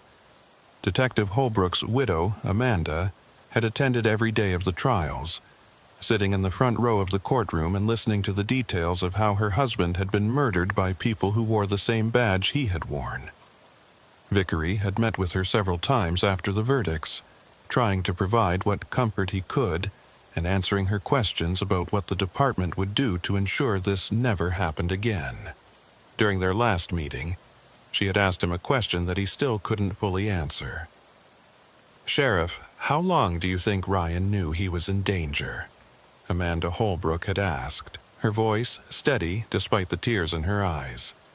When he was conducting that surveillance, documenting those meetings, building his case, did he know that the people he was investigating would kill him to keep their secret? Did he die knowing he was alone? That he couldn't trust anyone in the department because he didn't know how deep the corruption went? Vickery had wanted to tell her that Holbrook probably didn't realize the danger until it was too late, that his death had been quick and he hadn't suffered. But he knew she deserved honesty more than comfort. "I think Ryan knew he was taking a risk," he had said carefully.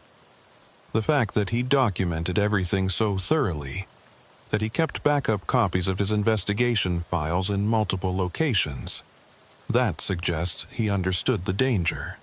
But I also think he believed that exposing the truth was worth the risk.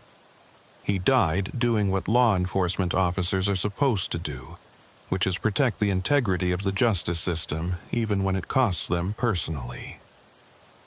The answer hadn't satisfied Amanda Holbrook, and it hadn't satisfied Vickery either. The truth was that Detective Holbrook had died alone in the high desert, betrayed by people he should have been able to trust, and no amount of philosophical reflection could change that reality or make it more palatable. The reforms Vickery implemented in the aftermath were comprehensive, and sometimes met with resistance from employees who felt they were being punished for the actions of a few corrupt individuals. Random drug testing for all personnel with access to evidence or confidential information.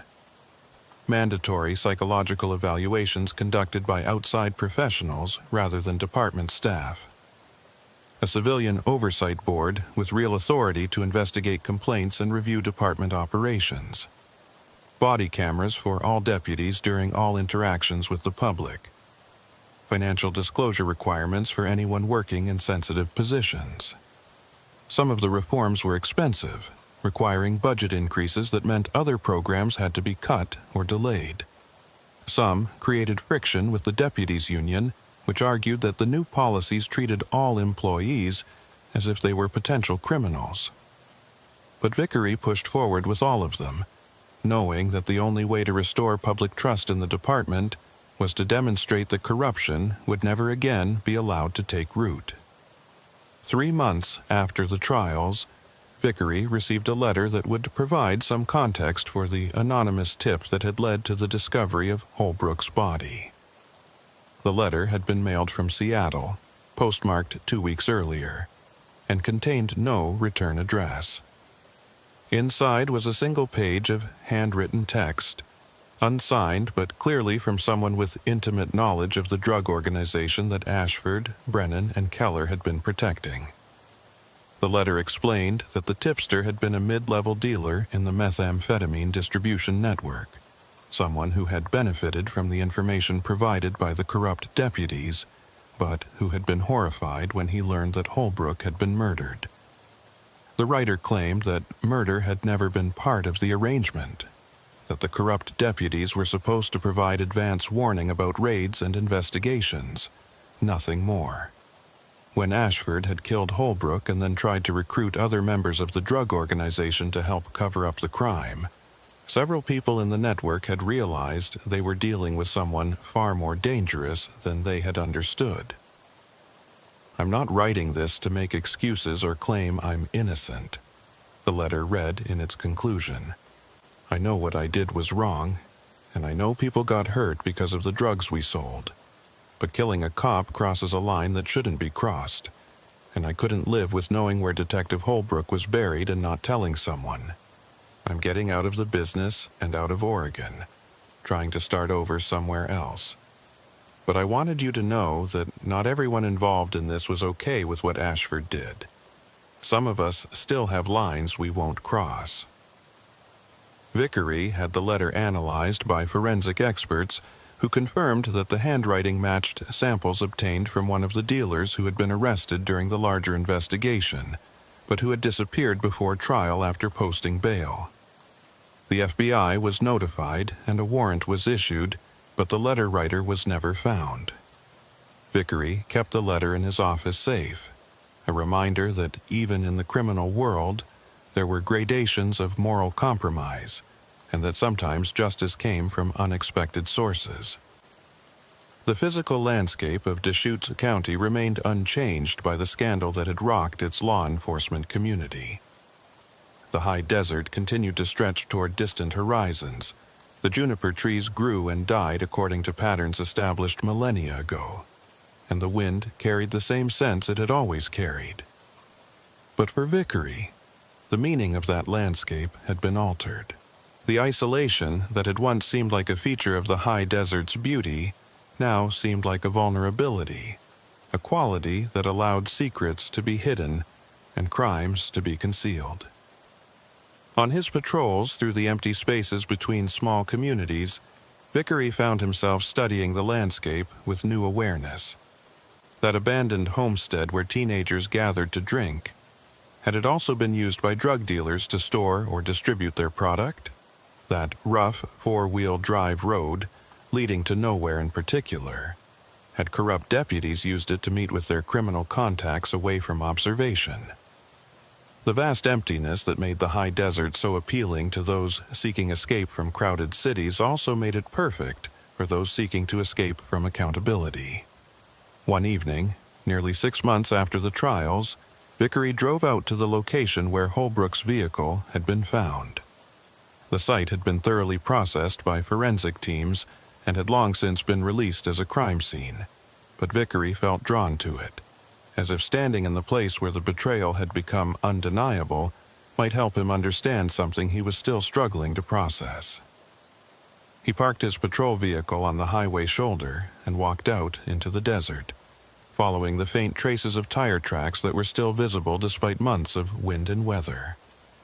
The ravine where the SUV had been found looked unremarkable in the fading light, just another shallow depression in the volcanic rock and sagebrush that characterized this landscape. But Vickery could picture the scene as it must have been on that stormy February night.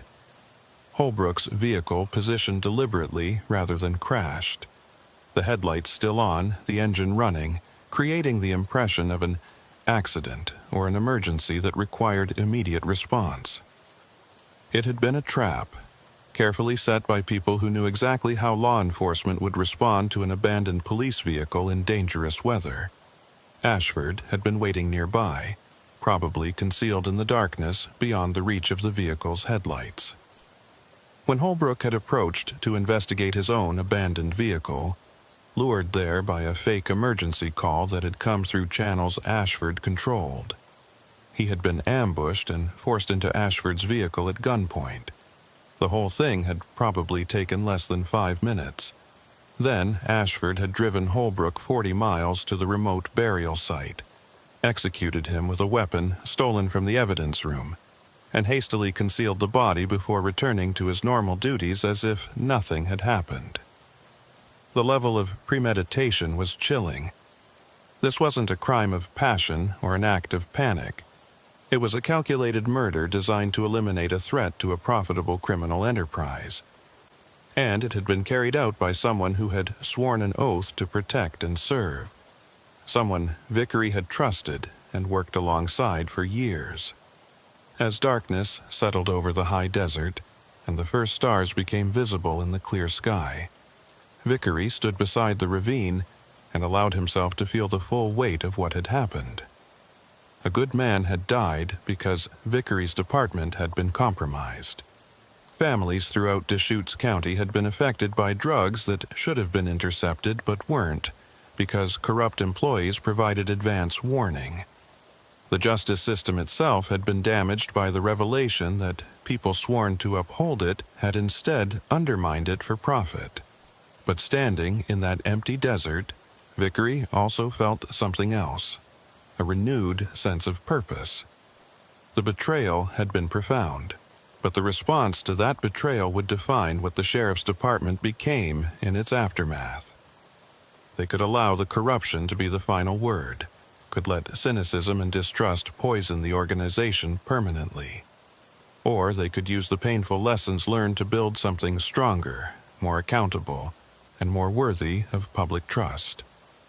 The drive back to Bend took nearly an hour, and Vickery used that time to think about the future rather than dwelling on the past.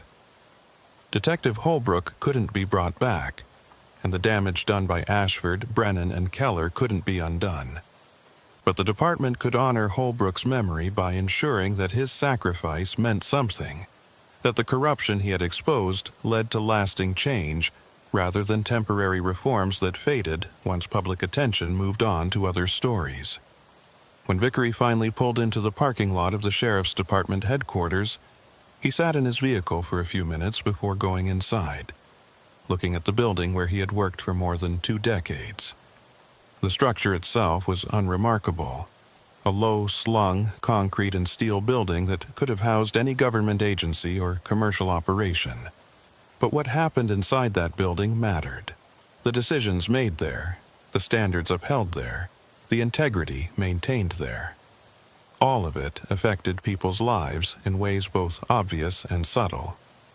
Vickery had always understood that intellectually, but now he understood it viscerally, in a way that came from having witnessed the consequences when those standards and that integrity were compromised. Every decision he made as sheriff, every person he hired, every policy he implemented, all of it mattered because corruption wasn't an abstract concept. It had a name and a face. It had left a widow and fatherless children. It had cost a dedicated detective his life. As he finally entered the building and walked through the quiet halls toward his office, Vickery noticed something he hadn't paid attention to before. On the wall near the entrance was a plaque listing the names of Deschutes County law enforcement officers who had died in the line of duty. The list was mercifully short. The high desert might be dangerous terrain, but it didn't produce the kind of violence that claimed officers' lives with any regularity. But recently a new name had been added to that plaque: Detective Ryan Holbrook. Vickery stopped and stood before the memorial, reading Holbrook's name and the dates that bracketed his too-short life. 42 years old when he died, married, 2 children, 14 years of service to the department. The bare facts told nothing about the man himself. His dedication, his frustration with corruption, his determination to expose wrongdoing even when it put him at risk. But the memorial stood as a reminder to everyone who entered this building that the work they did mattered, and that sometimes it cost more than anyone should have to pay. In his office, Vickery found a stack of reports waiting for his review: budget proposals, personnel evaluations, policy recommendations, all the routine paperwork that consumed so much of a sheriff's time. He settled into his chair and began working through the stack, but found his mind wandering back to the questions that had haunted him for months. Could he have prevented what happened? If he had been more suspicious, more vigilant, more willing to believe that corruption could exist within his own department, would Detective Holbrook still be alive? The rational answer was probably not. Ashford and his co-conspirators had been careful and had taken advantage of the trust that should naturally exist between colleagues. But rationality provided cold comfort when measured against the consequences of missing the warning signs. What Vickery had learned, painfully and at great cost, was that trust could not be absolute even within a law enforcement organization. The reforms he had implemented, the random drug testing, the financial disclosures, the civilian oversight, all of them represented a recognition that good intentions weren't enough. Systems needed to be in place to detect corruption before it metastasized into something that cost lives. Some of his deputies resented those systems, viewing them as evidence that Vickery no longer trusted his own people. But Vickery had come to understand that trust and verification weren't opposites. They were complementary parts of a healthy organization. He could trust that most of his employees were honest and dedicated, while also verifying through systematic oversight that the few who weren't could be identified and removed before they caused catastrophic damage. The night deepened outside his office window, and the streets of Bend grew quiet as businesses closed and residents settled into their homes. Vickery continued working through his paperwork, but part of his attention remained focused on the larger questions that had no easy answers. How did you prevent betrayal? How did you maintain trust while acknowledging that some people would abuse that trust? How did you honor the memory of someone who had died exposing corruption by ensuring that their death led to meaningful change? He didn't have complete answers to any of those questions, but he had learned something fundamental about leadership in the aftermath of the scandal, that it required both strength and humility. Strength to make difficult decisions and implement unpopular reforms. Humility to acknowledge that no leader could prevent all wrongdoing, or protect everyone under their responsibility. As midnight approached, Vickery finally finished his paperwork and prepared to head home. Before leaving, he walked once more through the quiet building, checking doors and observing the dispatch center where night shift personnel monitored radio traffic and responded to calls. Everything appeared routine, professional, exactly as it should be. But Vickery knew that appearances could be deceiving, that routine could conceal rot, and that professional demeanor could mask criminal intent. He stepped outside into the cold desert night, feeling the wind that never seemed to completely stop in this high country. Somewhere out in that vast darkness, the high desert stretched for hundreds of miles, holding whatever secrets it had always held. Some of those secrets were innocent, the private lives of ranchers and small-town residents who valued their solitude.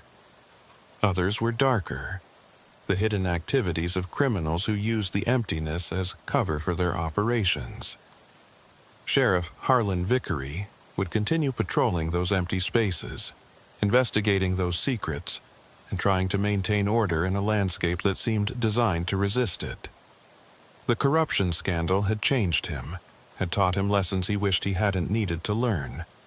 But it had also strengthened his resolve to ensure that the department he led was worthy of the trust placed in it by the community it served. Detective Ryan Holbrook had died defending that principle. The least Vickery could do was spend the rest of his career honoring that sacrifice by building a department where betrayal would be detected before it could claim more lives, where corruption would find no fertile ground, and where the oath sworn by every deputy meant something more than empty words. The wind swept across the high desert as Vickery drove toward home, carrying with it the smell of sage and juniper, and the promise of another cold night under stars that had witnessed human drama for thousands of years. The landscape remained indifferent to that drama, unchanging and eternal in its vast emptiness. But the people who lived and worked in that landscape had changed.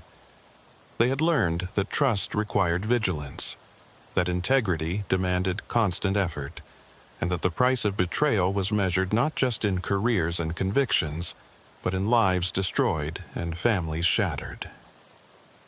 Somewhere in the maximum security prison where Marcus Ashford would spend the rest of his life, the former deputy was probably reflecting on the choices that had led him there. But Vickery didn't waste time thinking about Ashford or his co-conspirators. His focus was on the future, on the department he was rebuilding, on the officers who were learning from the scandal and committing themselves to something better. The high desert would always hold secrets. That was its nature. But Sheriff Vickery had learned that some secrets couldn't be allowed to remain hidden, that some betrayals demanded exposure regardless of the cost. Detective Holbrook had understood that, had paid the ultimate price for that understanding, and Vickery would spend the rest of his career ensuring that the desert's empty spaces, for all their isolation and all their potential for concealment, could never again hide the kind of corruption that had taken his detective's life and shaken his department to its foundation.